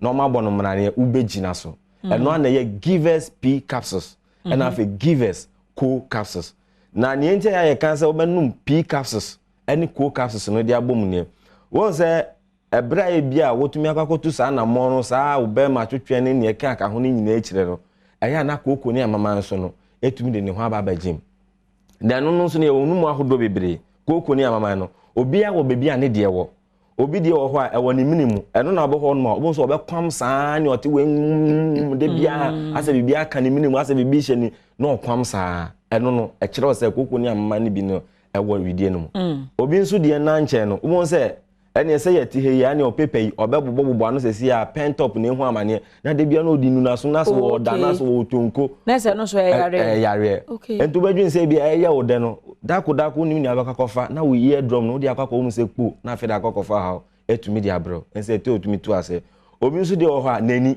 ene otumi bepusa nani saa na nani nyina hyen ase nkrofo nu boni wakakọ no bi na epuru nso na enemu misrew ese otumi tu ase ento hia givers co capsules and have a givers p capsules na etumi aboa ma ye fa bom onum p no any co capsules no edi bom se na betumi aboa ma ejuma no etumi so what's how you be know right herbal shop and pharmacy any licensed chemical shop bia also pe givers p capsules and givers co capsules and no na onya enti be oba wo se wo de unya atenka da oni be ma guru mpemu de ho nsane wo da no kona koto givers p capsules and the co capsules no nanom na obo nsa ampa adepa ehyentumem obi pe bia tu a hin obenya bi yendo no de ukọ herbal shops ahodro senam di kan pharmaceutical shops and have a licensed chemical shop nyina obenya givers ye nupa ne bi wo ho na mo bia open do so ponetu na bia open kiremu bi wakoto bi na open kwa betumi afa so anom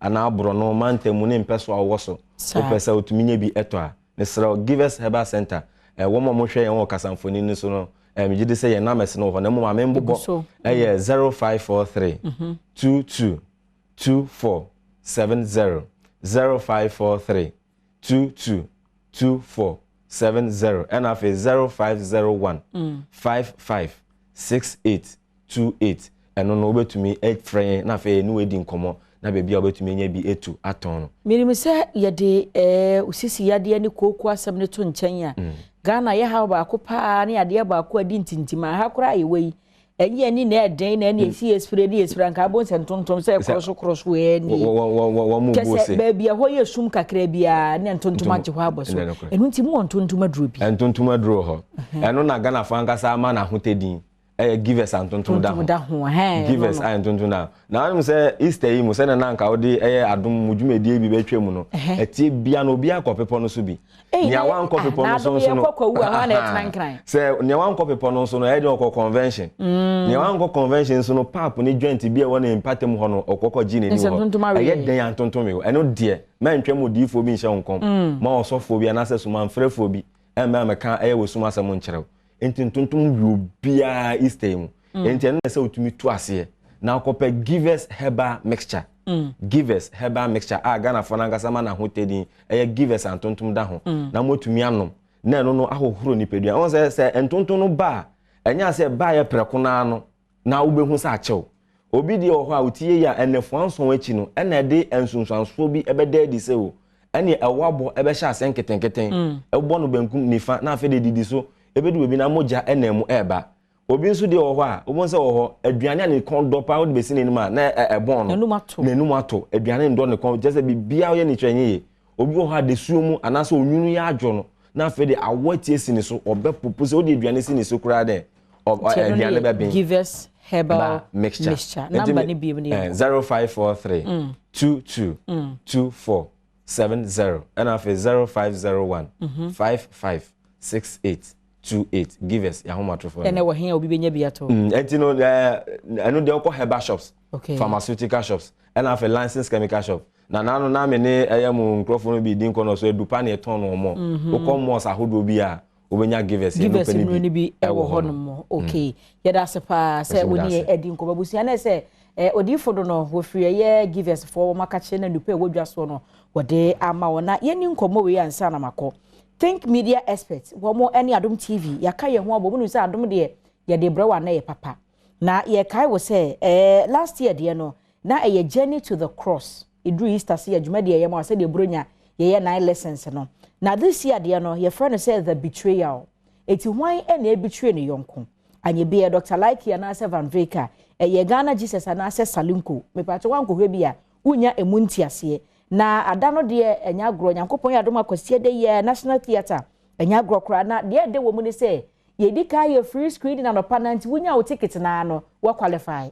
So obekọ ho no mo ntema ko ye free screening ansa na anwumre dwumade no ankasa no efrase na ye kai wo pa Thomas episode Joy's Blessing Heavenly Jewels Choral wo mu nyina beba abebo nwoma na dwene ma wani age na ticket no 50 cedis no e de wo no ye standard na VIP ne 80 na eza ne bo kra enye din na abetimi ato no airport shell Joy FM e na afi kwan se abe fontinta afidi kwan so e no anso bebo star 713 star 33 star 21 hash star 713 star 33 star 21 hash. Na fe wa dial no ana say won side to me account ticket to do anu so dey akere sem pacho ticket ni na ya ma ewrem wo mu a so yasene ne anti-ama sardine in tomato sauce wo mu kraye mu Dams Premium Travel and Tours wo mu ekwa mu na fe Jed Medical Service wo mu na ehwe ama sa a free screening no akoso anopa no na opese wo sponsor 055 1111998. Your media partner so the no Adom TV and Afed powered by Think Media Experts. Intimisho make a date, toll ticket. Na kopon ya Adom akwasi ada yenhia e wo National Theatre. Na so na me gina na famous sorry na me kwade de na me kai wo se Mama G Empire o Madina Rolling Circle no e na ahya matare fefefe. DBS Industries e kura me mu St Andrews SHS e kura me mu Richoko ekrami mu Franco Trading Enterprise ekrami mu and afi St Andrews Ultimate Remedial School so ekrami mu wuhia me a eya freme anoche wa ba ajwa se wa mine kwabna sante betina se na mpense mu atwa so.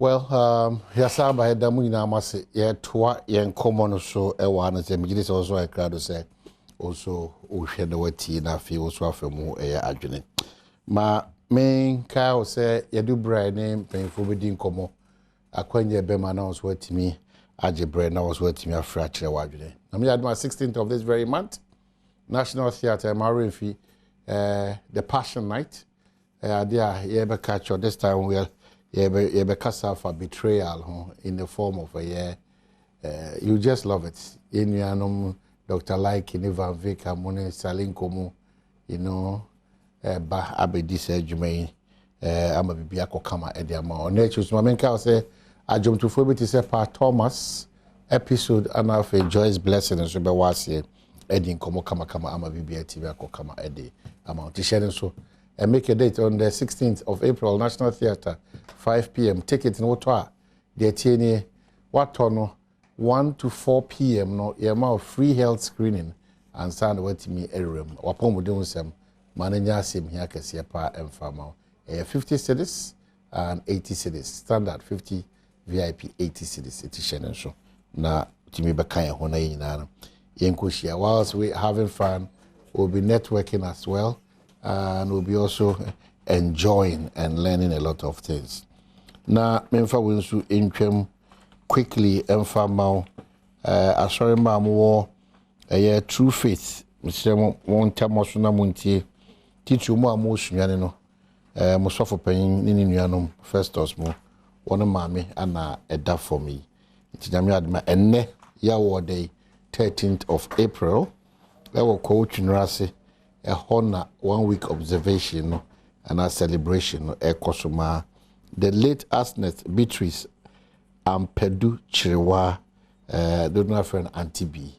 Nti True Faith as a former teacher mo amwo sunyane no sunyane domasi o sunyane chira mu ba ko fanchemi mo share no suna mo koka osofo first of paying ho na mo fa mo ni chire ko twinrase 1 week na fe mo kohwe na ye maami 1 week ni bibi anko kama emfa emai. The late Asnet Beatrice Ampeduchi wa sanso na Ghana Gas paying power dano Dr. Benasante Ghana Gas paying power no so dano Dr. Benasante ye ka say de one Joansa Oyoko Royal clan no wono to nsafre se ye meka ho ebra on nuaba wonderful on bibia elder sister so ma Dr. Benasante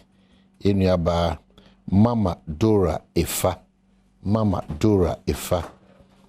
onyame eya adoma na otwe wi wa Asante Mantem ana yekope ne krabia nti ne ho hihye ni ebekoso ewo Asokwa Presby Park Kumasi memenda we are Asokwa Presby Park Kumasi 1 p.m. to 6 p.m.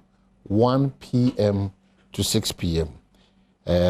Adia yedi sisi hono tuntum na afi ne kwasi da na asesom no Presby Church Joansa and also 8 a.m. na yedi na asesom no ahihye so and also ye fita any tuntum ye tonsa frɛ adofo nyina se wono mra na wono beta ebusuafo achi Joansa Oyoko Royal ebusuan de chi wono beta Dr. Ben Asante, Chief Executive Officer, Ghana National Gas Company Limited. One better the Chinia paying in your late Mama Dora Ifa and that for me. We are back to studio. National Youth Organizer for the ruling New Patriotic Party, Salam Mustafa Atnasi. Sansona in your Bema Erica J, Deputy Bono Regional Communications Officer, NDC. Also Atnasi. Common ye Ghana, como, non kuni pija mu. Na fi ya koswa kamfwa ma se koso share Adom TV. Ye onyoma papa edimo. Assalamu alaikum. Wa alaikum salam. Kaifa Khalid? Merci wa.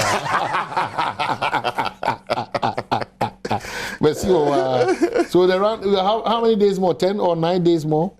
This is the danger zone where you receive all the things you want to receive. They be rather you were in the best period of the entire period of Ramadan. Okay. Usually the last 10 days, the period we call the ninth of power. You say Radi Emma special angel be Oba. Your friend Laylatul Qadr.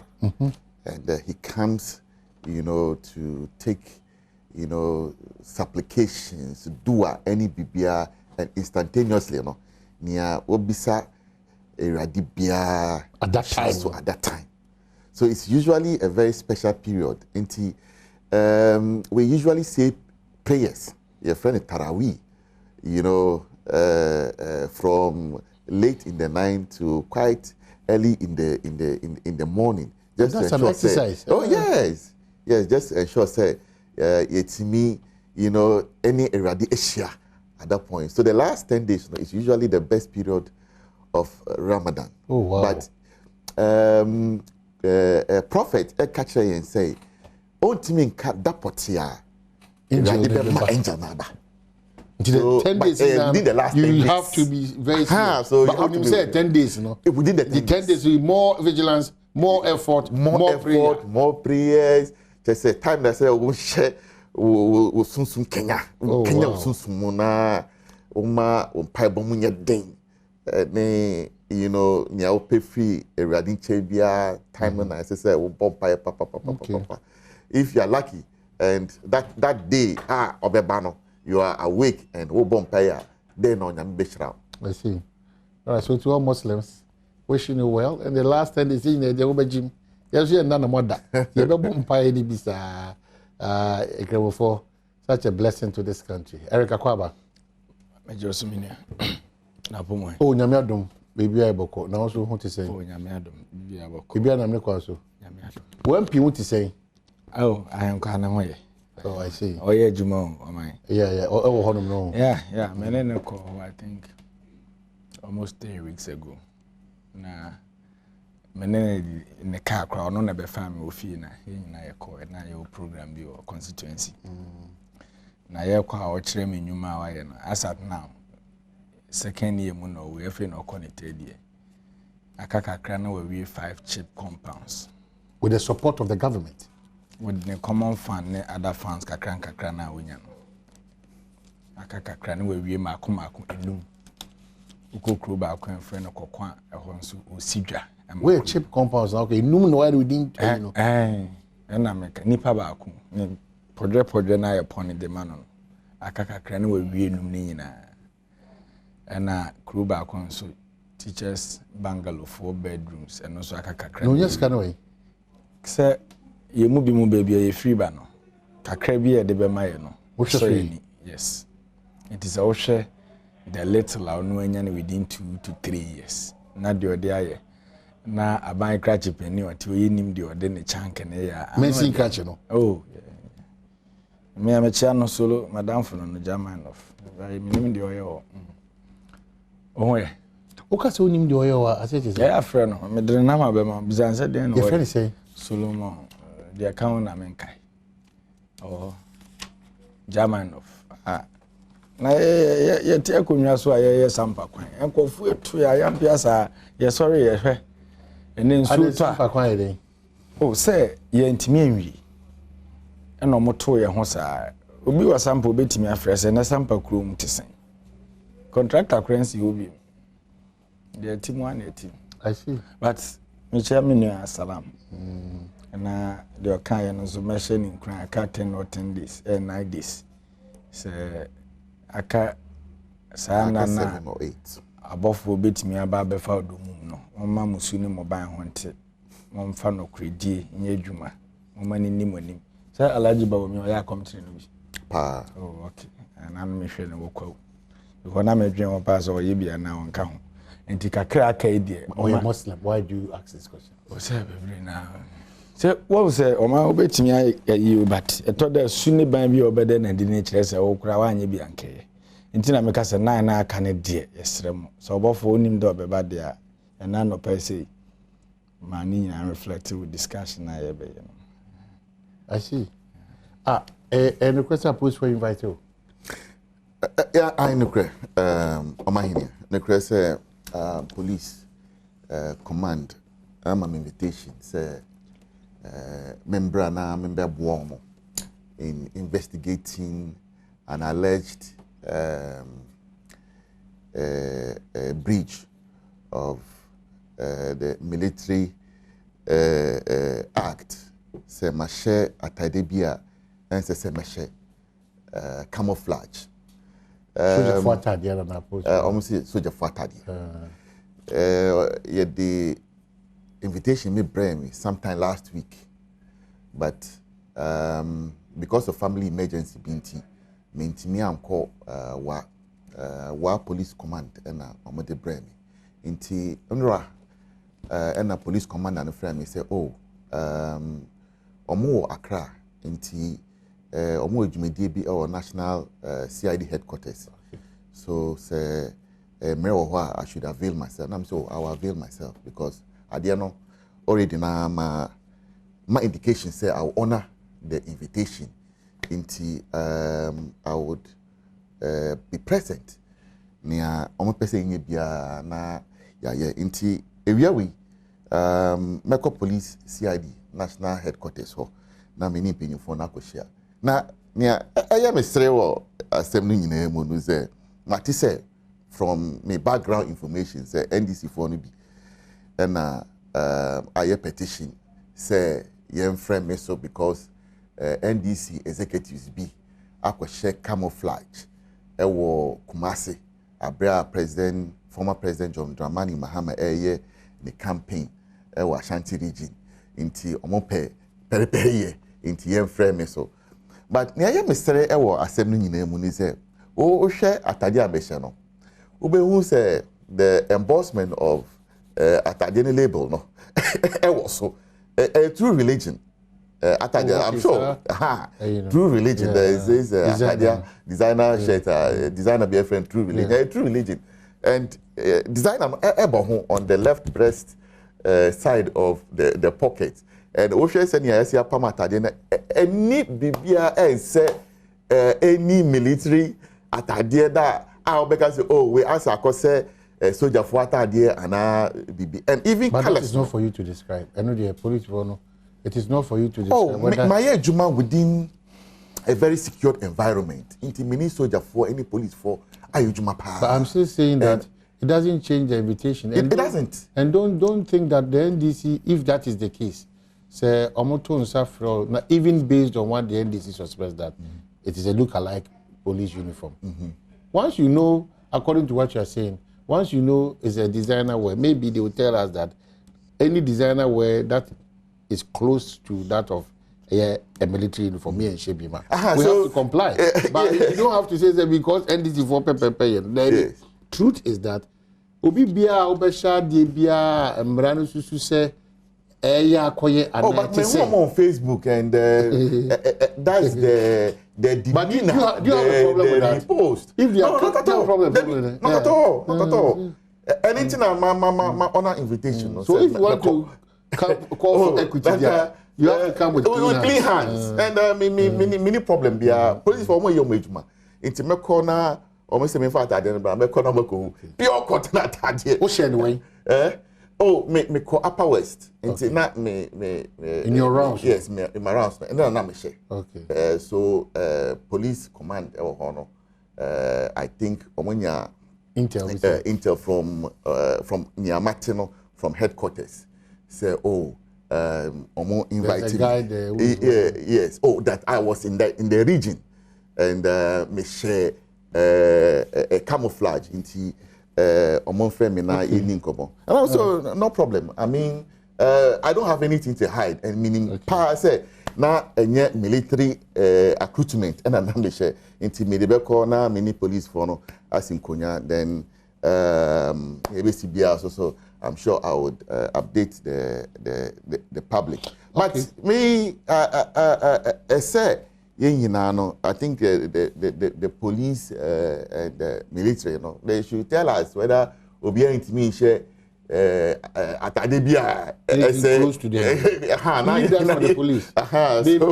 They are inviting you based on a particular age. They leave that for them. Yes. When you get there, whether caution or whether they guy many now baby like the na pontina me who atade fefe what I share na yes my share military atade there. I've been cautioned on the road before. Your t-shirt be a t-shirt model. Yes, minimum t-shirt. Minimum ordinarily I just saw it now. So we dey even me turn na me share. If I on the game parade, I was stopped. Barracks is here. I don't know much. I was stopped, and they ensured that me atade na omo. They didn't care whether I would be what. Military for atade by looking at the way it is structured, they know that way close to the sewing and okay, all right. You know, Eric will be become the police now to as a citizen there. I was so corner queen no. Na metie ne nkasam na say say just last week here na last week after say His Excellency John Dramani Mahama a corner pro boy in Ashanti region. I'm so free or the next week in Anna police administration in Ashanti region at Tonensa at the first section of Ashanti region executive say Obaya no mokwa pro bono atade a na bi musha no omususu say eye ne soldier for atade akose and ye free omo. I think the matter is still pending there omo your investigations there. Basalam, I thought that police for na ewo ho no. Ye nyina ye nua no ne yi mako ene ya bo mo ano se ye nso but ye politicians no. Ade ba ko a police for no ewo so mu hu ni se party e be ba ko until say police ni be ko retirement na you be there. And he say Salam e call na probo no a month ago. And son ABI a koya probo in Ashanti region. Na Salam ko share sa atade ne de nanti anye bone. Anya DB was here 2 years afrene tutuna. Dem go share ne ato nsafrene. Wo dem meba. Uti argument na no ye na it is presumed say NDC for be kra na shasi because ya free NDC for in Ashanti region. That is what he said. No, but he said it from the horse's own mouth. So the person me say no one is above the law.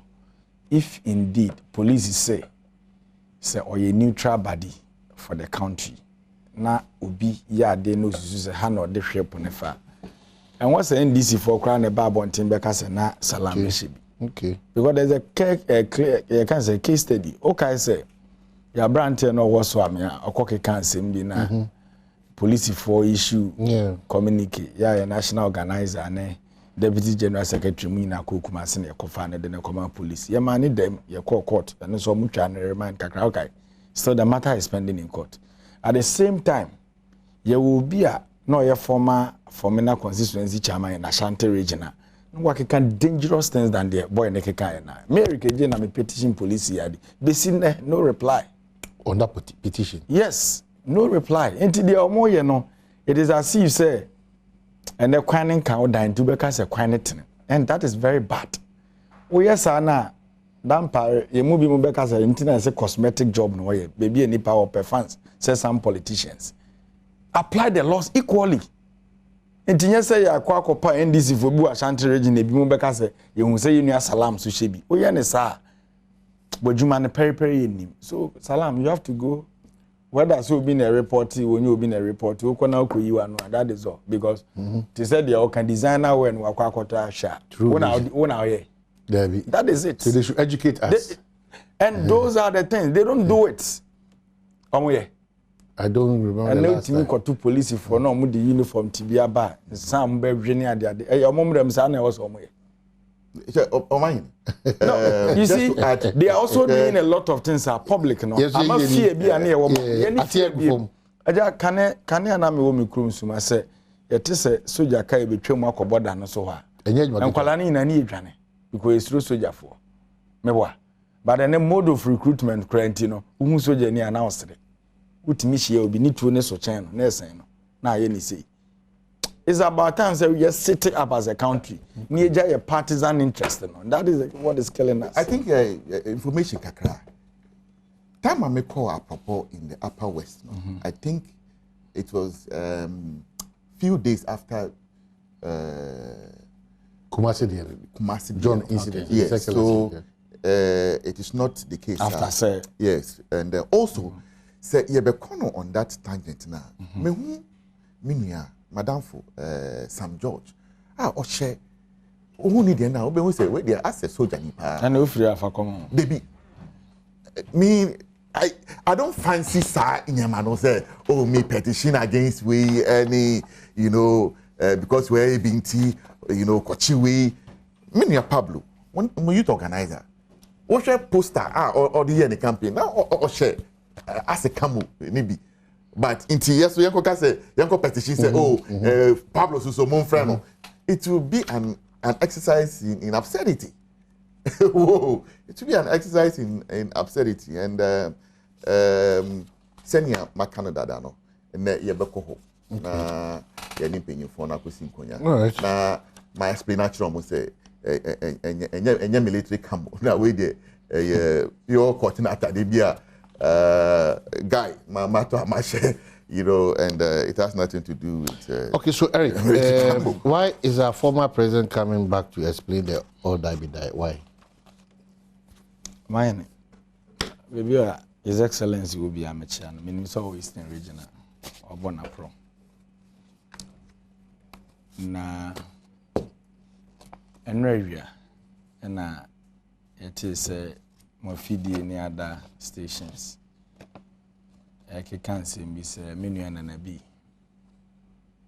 A petition being so called CID, I catch say Raja Mahamane.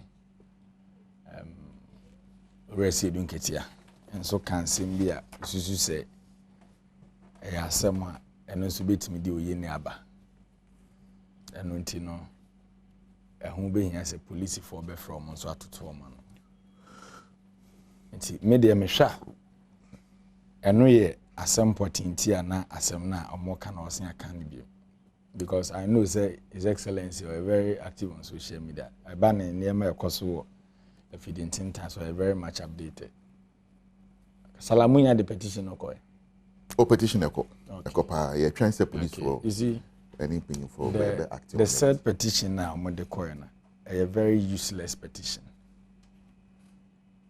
Oh, and the third petition I'm supposed to call against by and say useless. Maybe wadaruma. Winim wadaruma. And say useless. Wadaruma. As maybe wadaruma because maybe train. Maybe see in common no, a solution to a situation where it reoccurs when we are getting to elections all the time. Say, young can say the solution here. Debbie, who say, oh, you get my after set my you know, Obetimasi, salams we are better than the okay, and I'll cry no one to for better. So the petition is very useless. The anti-America's petition no cry useless because of the petitioner. So if the petition is useless, the petitioner is also useless. You know the reason why? Yes, he who comes with equity. I think so. No way. He who comes with equity. Attack Debbie. You attack the message. You see, useless. You see, Debbie, but we should not entertain. You see, Debbie, hold on. I have my justification. Let me go. If I'm wrong, let me retract. Debbie. Oh, and I being a petitioner. Debbie, yes, sir. Kenya a solution to the problem we have. Useless to that issue, no. Okay.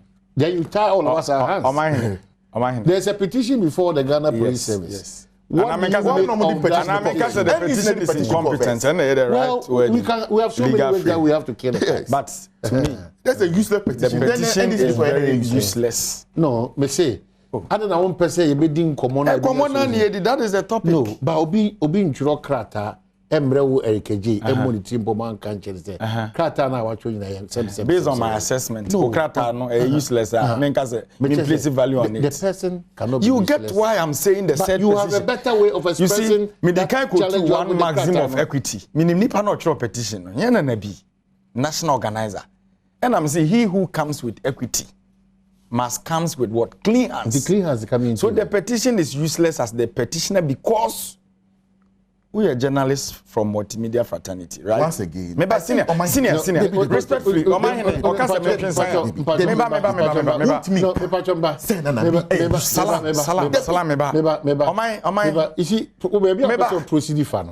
and healthy for very healthy because of multimedia platform, and I know debate I maybe. I didn't know person should say good. Genti America say say you multimedia. Adom ne TCC.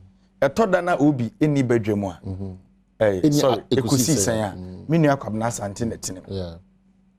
Nana Boache ene wenya the guts to petition the CID say amanfo nkasaye omaka no. E ho nte no. E wo ekusi sen. Nana Boache ne me nua pani Sameje Mfiti studio.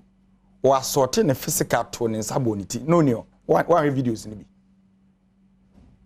So over the locus to talk of say no. Ne hands ye clean.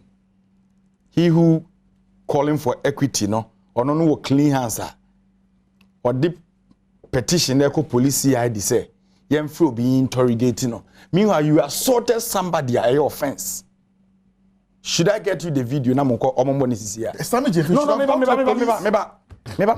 Let me Salam, makasa acho mekasa minim dia meka. Mr. Tikasa 2011. Tifri mi aging. No, meba.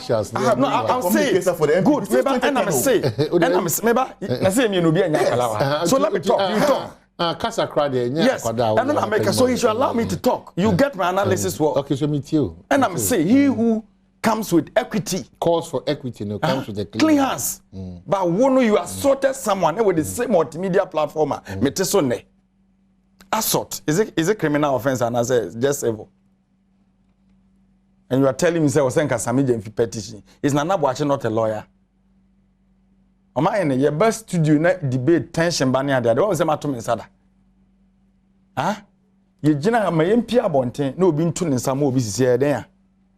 One now okobo obi to studio no. You have the guts reporting will be verbal comment to say asemna nipa naka no yade ebetimi create tension. It is a salam kra na de call ya. I may never classify the petitioner to be useless because on acting in the contrary. I feel the what must say. There's no just no meba salam o dia me no salam meba me na kwabena na me ni din community for o ma say dey when we dey ntia me free that angle neba. We are talking of equity here any clean hands. So granted say makan no awie petition na da ho no se den and then na call for this petition hwe na Boache pa o de obeye bia onye onhwehwe another tips enka ho diaba na ye kan se MPP for menua salam ka ho ekodi Easter okwu na anije bros wonti me de kra de party for no bebre na kasa na mpese na me hu ne se enye issue because me ma adwene se bia na adwene omoda ya na anije ne dodo omonom ye ne no na reflect ye ba bebre so mfa ne sa me de sa na me fa no se bia na somewhere intoxicated inti kasa na no mo kana no pa no na ye ye kan ne sen utwa bi na de eche anije mo so ana hangover na waka the hangover na me pesa me kan no bia na hangover kasa na Brian kan but yankofo no bi sinya sa no mo no enti oma petition police yard and there was a MPP 40 ase and say nipa na ye ka na asem ne no say ya kwabena sante na ye first time offender na bibia si no ho ne ye kan because kwabena de onye obi oye harmful to the system onye treacherous because kwabena minim no we ni free media mu kwotena bonten na no nye den dede na oye ne ha meboa but the person na Ghana for ka na asem ne no our track recorder enya de papa. What is the track record? Amahene abato ba so waya waso ye to abani wie ne ye prepare nipa ye prepare nipa na mampani akasa power commission se ye ntenase ne conduct thorough investigation into the cause of what happened meboa ye Fred the then national security minister in charge of state Owura Brian Champon ye Fred ye papa Canada pa kwatoto na Canada pa I think interior and Bruderi was also called. Your first some police personnel. And conform ko share you know bia can assembly you go Brian Champon so. And he clearly admitted it. Say on the sanction the operation of those guys, those career predators, those I classify to be criminals. You are perpetrating crime through the security agencies and you so at the end of the day, report in the buyer no, you indicted Brian Champon. I can say you pay bibi you try na so cry in the said report. Vamampeni because of boabo nintino. But sinne there's no proper sanction and no dem Brian Champon. Enti Brian fa ne ho adi, waye ba ko ya anya ne hwe. Ye yi ni fra ban mu a ye de ne kotena opposition wa ban no mu apɛ na ɔte atuate dom ko wura mrahye bedwafie na ɔkɔhye mrahye bedwafo bi achi. And the sorry tia kenofo riata who doesn't know. Enti ye man post in there no wa ba ban mu ba. How do you free ho? Maka because when you are dance. Minim enti nyina show ni ho. Me say ɔte atua wa ban mu sɛ ɔni na 83 ministers no wana na oya mu convene ona na o show one we know okay me ye free ho ba onwa yes omai eti ye do by kwansima as a minister ye be confirm okra contention e by even my own party after say endorse you me contention because your party give me see even my own party your party decision ye MPs e flout ye me better I condemn them. I mean on it. Yeah. Eti obvious circumstances fast ones are endorsements po neba na who suni ban bi ani pasusu senya. Let them see in a different way. So as a sector minister, Okasa cry policy statement as at today no. The first thing anka when you this podium was to address Ghana for no. And then Ghana for soon prices of goods and services. It be an boy cost. It was a powerful platform for you to say, now I am your Minister of Agriculture, Ghana. I don't know about you. What that may be chance I didn't back 14. Until I make a medana to me die manyashi. Eti me mabano. Me bade near ma betu ye. I'm a Ghana for nipa esu aduane ho ne de keka planting for food and job fertilizer na ba chen aduane aye hu aduane ye de niam begu akwam. Those are the things I don't expect. But you are telling me say some of the words I don't want to repeat them here. NDC for ye say ya, NDC for ye say ya, sebe mamenka we no omode nkwase asemba. O my a minister of state ye de me no tax tuaneka. Na no ada yakọ pass 3 new taxes ye betete di bi atuaneka di bi atofa nwama no. Se bi mu de nkwase asemba. Na NDC for na o kan asem ye ntua 11 bi won.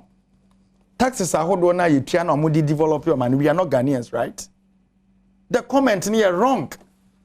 So, my party leadership now, ni yesusu senka mo betimi akondem no. Some so senior BN because Badwam was there clearly vice president. He also endorsed the true words of Brian Champon, recklessness now no on the said platform because after he spoke Senaka Sano kan ye ne yomoda anka they condemn it. Me near JFK betna this very studio file proper defense e ma de we kan ye no. And na boache ono so tro no boni studio and also the petition ko. Say yemfri obi entoto na no. So what I am saying today is that they can add more petitions to what we sent. But the issue is that Brian Champon na kofa ahwede abafi and na once na yede aba. Nti mo am start equalization debate and na we can say nye ho na ewo. Sene nke be ka say mire bi atwam obi ka say enkofa wo mafuno.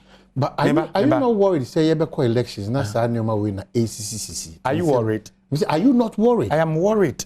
If and that is why do you want to go on this tangent? Why am I go on that tangent? Say, Onuabano, a solution to count down to your elections. No? Some of these unwanted, unneeded, and reckless. Hope solution. Once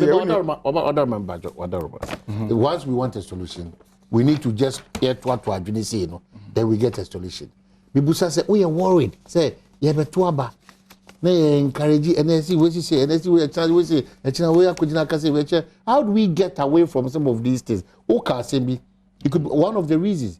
MCA one a fight to me when you partner say omujina house na amaye yakika no kwana ejaba mu more. I feel the jana beba more. How do we solve this problem? That's what I want us to look at. My no say enranajo. And 2022 country report on human rights practices, Ghana. Okay. United States Department. On report. On my so kind report we are na and run at Jumekani and Sameda. So kind report we are Ghana problem in I didn't know capture. To trust somewhere cause of human rights 80 years so Nipa Yikumamu in 2020 election. Everything is captured in this report. Abranti ya police foku kum ne nkranza ya okay. The energy kum etwe ho amanso. Everything is captured here. And those are the things that make me trigger something in this country. You need those in charge. Over the composition of the national security architecture. Now, the president is the head. Briefing Ben Amampenini in this country.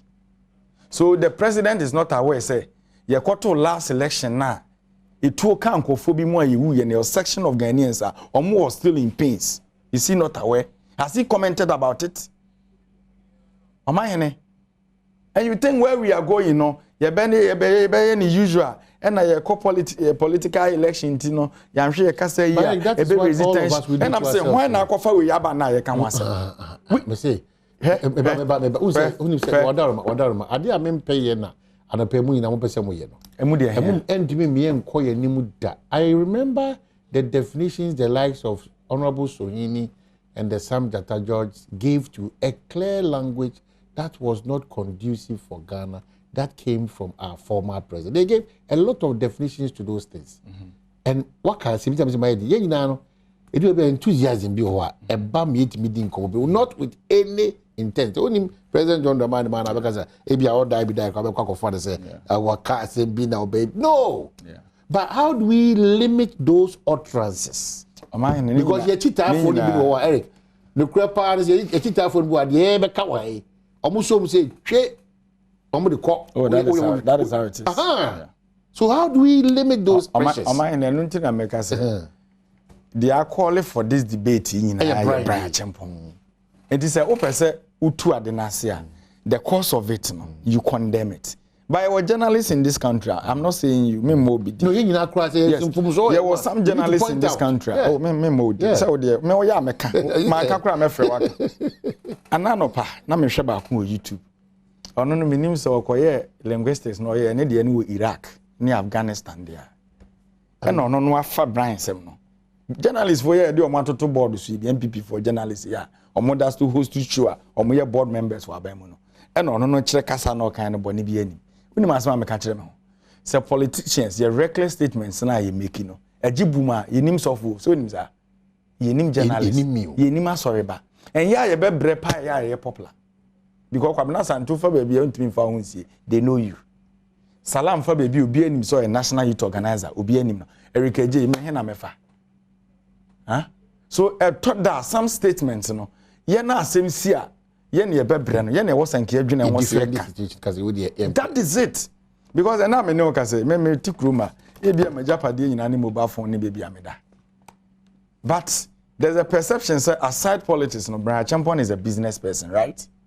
Say on NC hotels nice hotels into me betena na me ka kire say Ghana for say owura no nitrim hu ye moja mpanitin sebe o de me ba sebe moja mpanitin nti mamum patronize in hotel no because adwena we nitim onye foreign communities diplomatic communities investors mun hwe ye na mam patronize ade a woye because na nkasa ebetimi de oye na aba and say if there's political instability today o ka so obetimi aba press wo de na ye multimedia you are even running not your asset okay so it you thought that who do some level in life nyame ye wadom no do simple so you measure your language. Okay. So whether President Mahama said this, Esiedun Ketia said this, they trigger debate in there. Brian Champon ayinim na bako sem say he never regretted of what happened at Ayawaso. Because upon the see Ayawaso so o show remorseful la. And kokoka sam krebe hu say yes, or you be a sebe ebi enije mroso obi na say euphoria be na create akasa na man kai. But this is the case na Nabuashi no boss to throw studio. So I throw petitions or the CID. Okay. Then I be me chia quadri draw cry na wo nim there. Salam. Omahene. I think it's appropriate to say me chia. Yes. Some of them we na business. But chia be me Eric Eje so.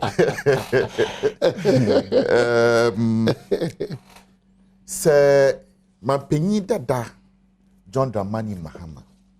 Ebe twa me kasa no asanya on kana sa se o twa san na ya fan asem no from that angle na ye di nkomo no. Also, it has been twisted by his political opponents. Mr. Mahama said his comments were not intended to incite violence in the 2024 general elections. According to him, he only meant that the 2024 polls is crucial for the NDC and the party will not joke with it. So clearly, it's it is way no pa atro any nyachum adiano aben mini omono se se omo twane fi omayene obi said do or die yenyina yewo omaywe mu yenti ase ana na omampenyin da eka do or die no na Bible quotation and okotu akire ne chitafo na Bible quotation okadi si asem so say 2024 election dey omon kono sa ombeko no boot for boot ebe do or die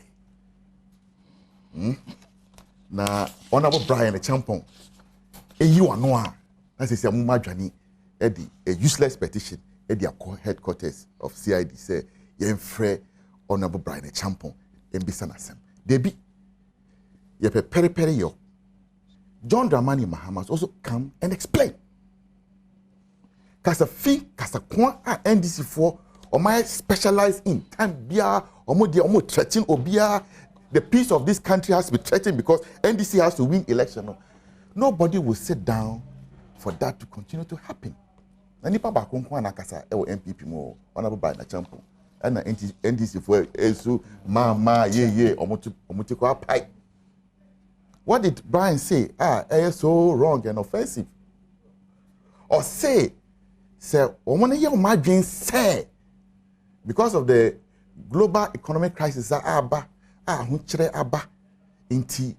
they feel say momentum is on their side.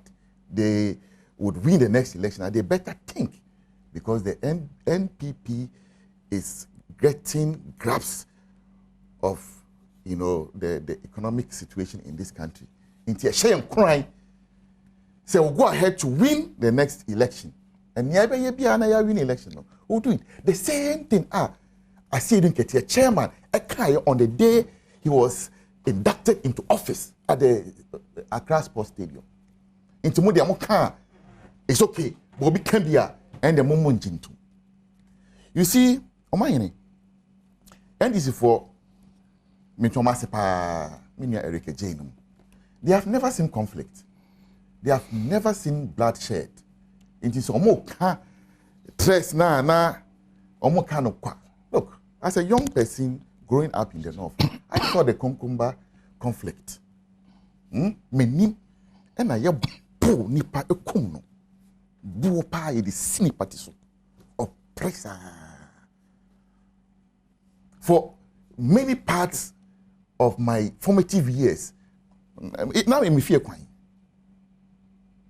Anytime I pass that road, I remember the exact spot. I say me see it. So when they get up and there will be violence, there will be chaos because say we need election here. The NPP has track record. Nana Addo Dankwa Akufo-Addo lost elections in this country by the slimmest of margin, 23,000 votes. When he had 49.7%, now just 23,000 votes. Now across 50 plus 1. Omayeni,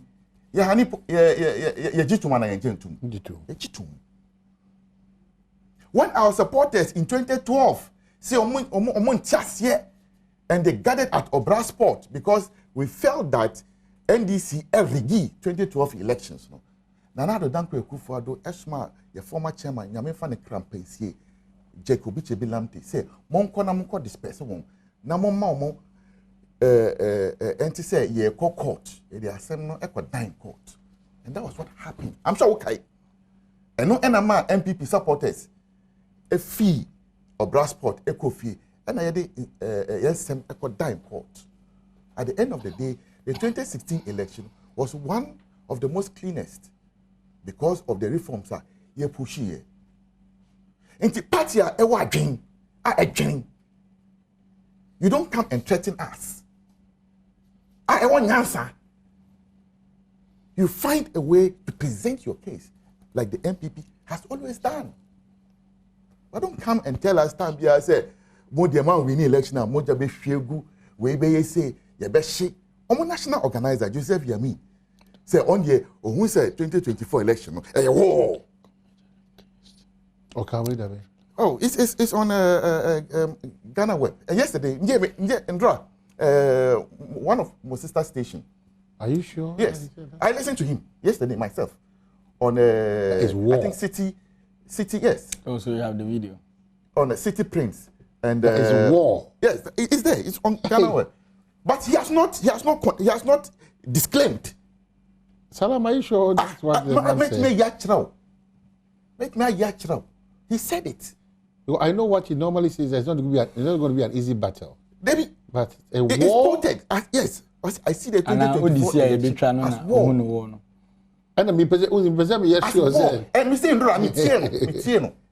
Ewo oni Umaru Sanda on City one and of the, said that 2024 is war. He implied say and there'll be it's the ones that implied text. Maybe never me amete here any dia makan me hu we so and America. Okay. But in essence, you are saying the same things. And, you know, if people have to die for democracy in this country, and then. Die for democracy? Yes, I said. Yamin? Yes. If people have to die. Only Omar Sanda. In fact, I'm taking weak voice, feeble submission. Now the papa or Kasana is on the crime. Look at this. What you are saying. Look, let's never take the peace we are enjoying in this country for granted. Let's never take it for granted. Me need citizenship of any other country. Me need permanent residence of baby. I can't know me oh. That's why we should be careful. You are not kasa. Don't come and tell me say national executives they are militants. They are dying. You are coming with a mindset of war for an election that abattoir and abubotoir. And I think that the former president should come and properly apologize to the Ghanaian people, because maybe say Erika J and Ebeka Kasakwa any problem o penyin no pia bontia nia nkwala ka a enya no na wa be prapra si asema nkwala na aka no nti se menia Erika J to sa kowas no egu a I don't expect obia in the caliber of a president, a former president, would say the kind of things are all kind that in the ordinary film no, because we won't say asema me kind no man can ye is bad, shameful. Inti me Ghanaian film. Me Ghanaian film. Is it that you want to equalize, and I feel say Brian's statement was uncalled for? And yet, let us all now open a clean page or chapter. Brian said no a response. When na omukasa ni nyina eba before near Brian kan. Aranebo. Omo nyina kan wa asem na na Brian e kan ni no na da na man petition da. Yep. Say munni abadaya will also show you thing. You understand? We are not solving the problem. Of course. The hypocrisy is thinking. Huh? You people don't have monopoly over anything. I keep saying that the NDC doesn't own monopoly over buffoonery in this country. Is that how the NDC is coming across? Yes. The NDC is saying that Marco Franco for Electoral Commission when you're comfortable. The NDC is saying that Ghana card numbers here, they are not going so they are for now. They are saying so. That's what they also. That's how they feel. They should tell us. Obi Awako Electoral Commission. Our free money. They should point one person. John Dramani Mahama appointed the daughter of Alhaji Maida, former NDC regional chairman, a contestee for parliamentary primaries in Tamale. As a member of the commission, she recently retired. Stop the lies. It's not lies. Unima unim. No, Ade, ono oye Ghanaian che ubiana. Is she more Ghanaian than somebody? Everybody deserves where the person is. Once you are a bona fide citizen of the country. I thought I mean NDC for. But hold on. Hold on. I'm just getting a confirmation from my team. I see 2024 elections as a war. Yes. So my chantro. I have to credit XYZ online. I picked it from Ghana Web. Ooh. You expect us to come and sit and applaud them? Huh? Erika J. Binia. Huh? What does it mean? So I didn't attention, but I mean, no, you're fire home. And it's a Sakasapano, Munjai. By Eric, we were there by a free half with you. Yet the Empress Animal will cry. Munjai, Joseph Yamin. With you, you see, let's stop these things, eh? Okay, we have a beautiful country to build. We disagree on policy. Say, yeah, center left, we're center right. But at the end of the day, you know, we are going to the same destination. And Joseph Yemi no this motivation na every kasa kwa kasa fin John Mahama no what dimu akotini from time from China cannot say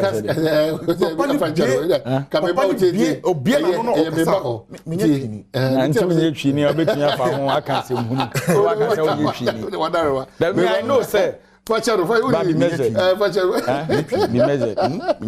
it is so. The person can say, oh,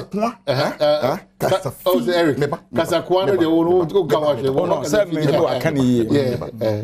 Yeah. I don't know of the 20. The levels of church, maybe at least continue. Oh yeah, that one. Oh yeah. Me do come Kruma. Oh, me come in the heat of the 2020 election, former president, I said, "One no kasa enyete." Nah, you know, uma asundwe embrem, a bus system no mun debi. Also, NDC, a revolutionary background, and a ban on unleashing violence that obediently beat the NDC. This country has been generous, has been blissful to one person, His Excellency John Dramani Mahama. Position be I my hand, Wedibi, Assemblyman, MP, Deputy Minister, Vice President, President. Still was also opposition the president. One person. If there's any bliss one country can give to one person, yeah, they are John Dramani Mahama. But or feel say enyo onwa on my way the engu myself my before mindset NDC for 10 bia. So enyo mo no ma ban mu a and the on my engu. To what benefit? Only God knows. Okay, I think that it is proper. Say the former president would do a proper recount of the West. Say, but man can ye.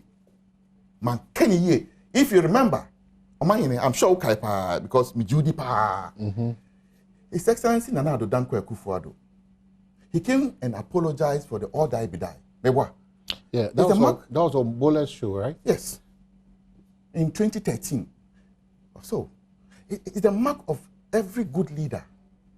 Oh, sometimes admit to yourself, say, oh, maybe I make way with the benefit of hindsight. Now, yes, I make and that's expect what me as a young person, in this country, Bebunu, me sue any buying or man paying that be daddy. And if he wants us to take him any serious at all, he should show us that he doesn't portend danger for this country, and rather he would wish to see that young people in this country thrive and live in a country of peace and harmony, tranquility, and excel. So and compete on the global scale with the rest of the world. Amisco Spelele, Elka, so say Eric Minkanjo say this time no Muma Moninko coalition point on no. What you quality results are most of and I'm will be over quality. Erica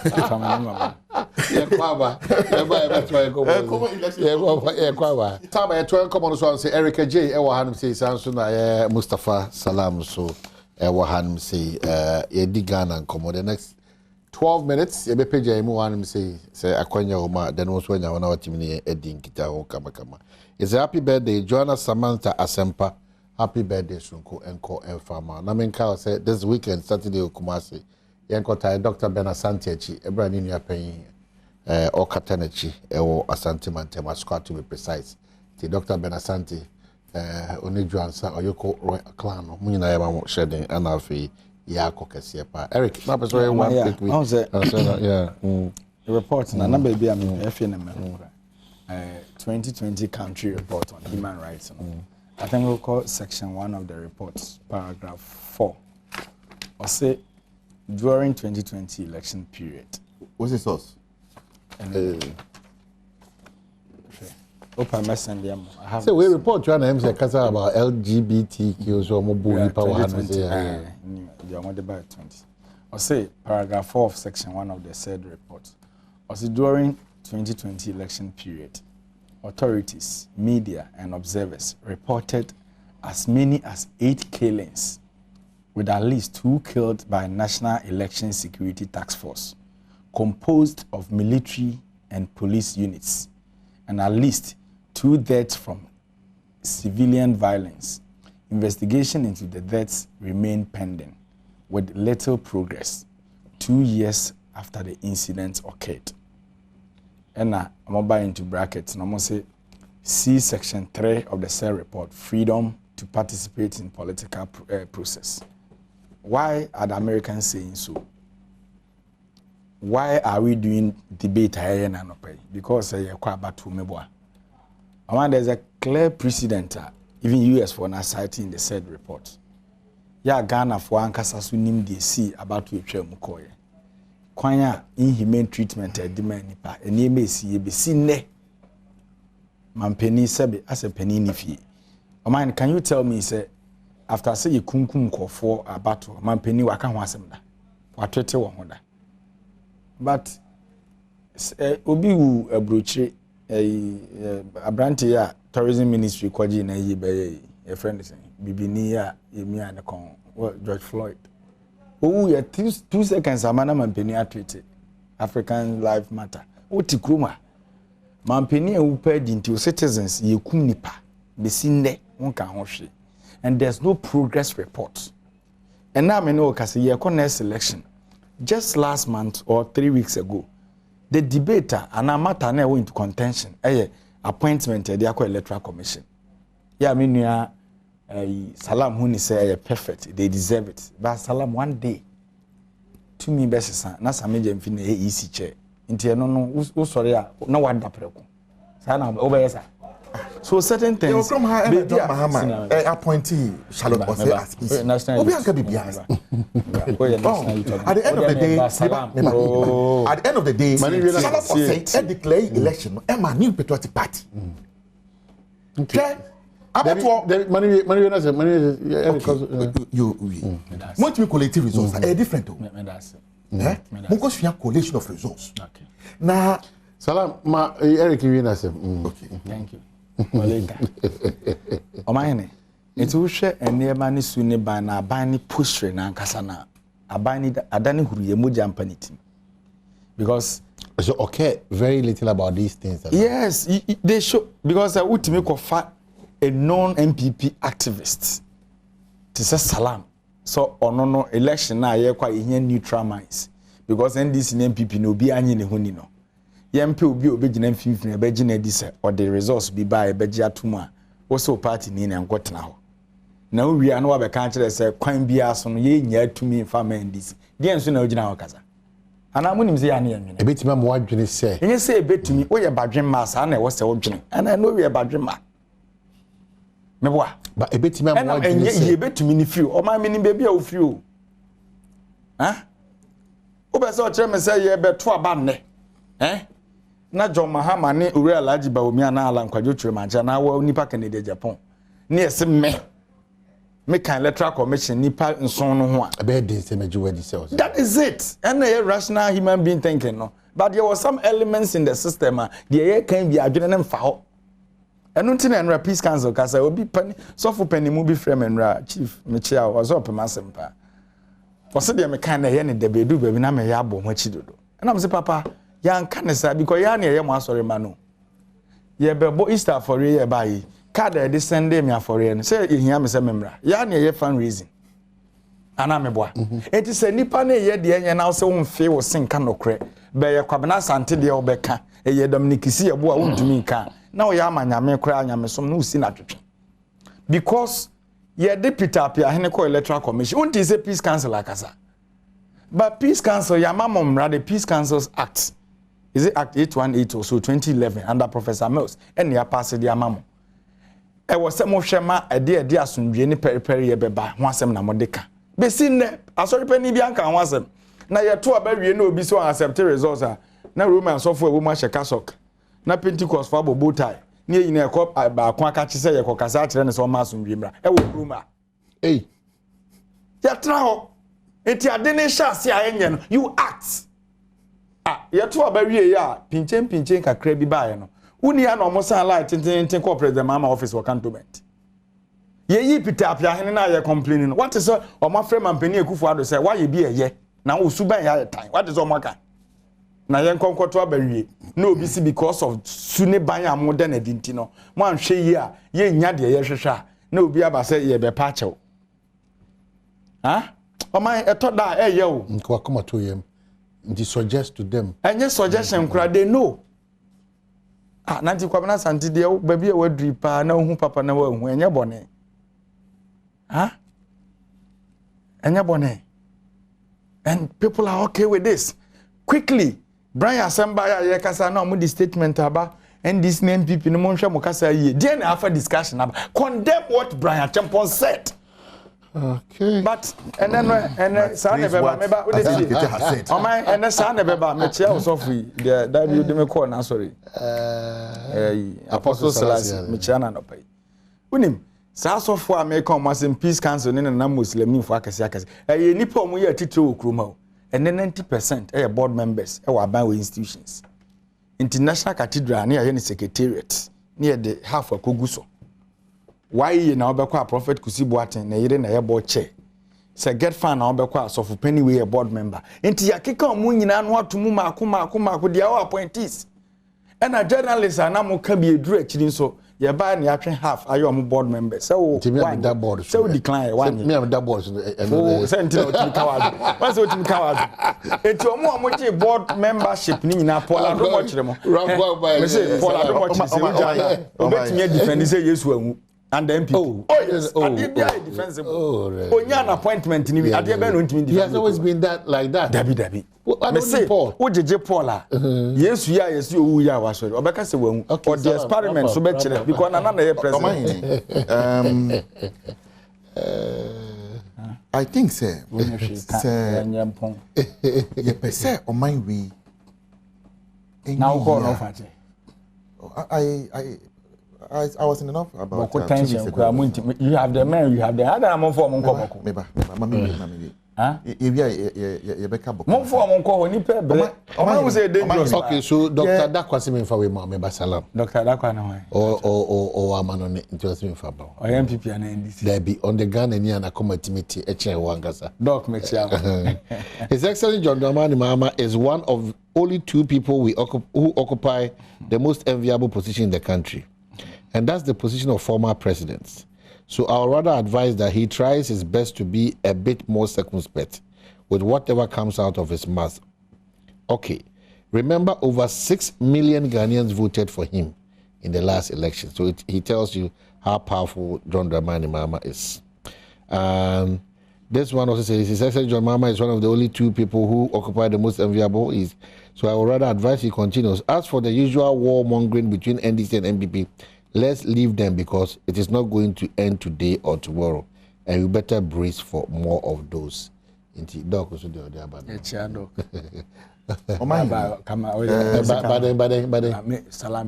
Yes, so Okasa also otna no we hu kwanya enema fasusi. Nti catcher Brian Champon say men na ye hi omo oboko. Eho the way enema ekọ no. Se mu nyina mo kọ hwa. Boko is under control. Enye under control sir. Oh, but Boko said bad green. Bad green. We mo salam. Amini hopa. Me na hobe 3 days. There be a yasun there, you have the men. More quick. And I'm salam by. You have the men. I'm Guru boy. Hajas Sadat Chumaida was appointed as a member of the Electoral Commission under the NDC. Was it 9 days? She contested. She contested for the PC of then Gotebu Sabonjida constituency in 2000. When you and a wild party, make sure party. Go and learn. Haja Sada to Maida, the father, Alaji Maida was NDC chairman. And also winning. And then this no cry because when she won. So, but yeah, appointing Obianke Bibiao because she is a bona fide Ghanaian. But Oye Nejuma senior na SSA onye. But Peter de on the Onyenipa. They are appointing our process here the Onyenipa because of MPP of Mali. they deserve it because they are also Ghanaians. Salam to me, Sandy. Oh, my Salam pa. Secondly, to me, I said, secondly,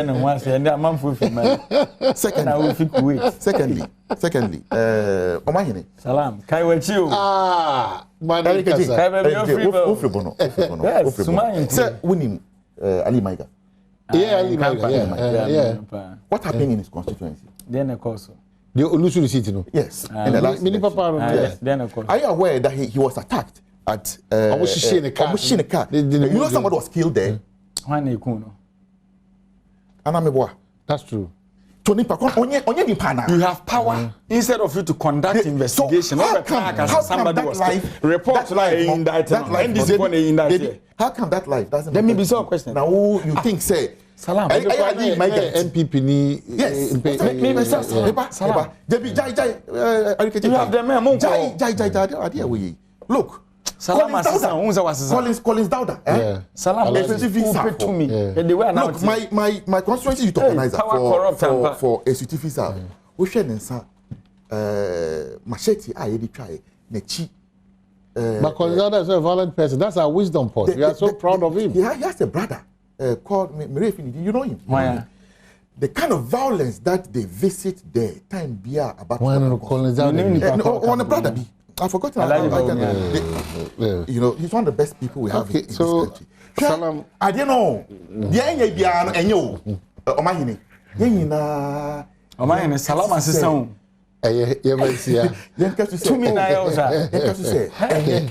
Let's start a new course. For the benefit of the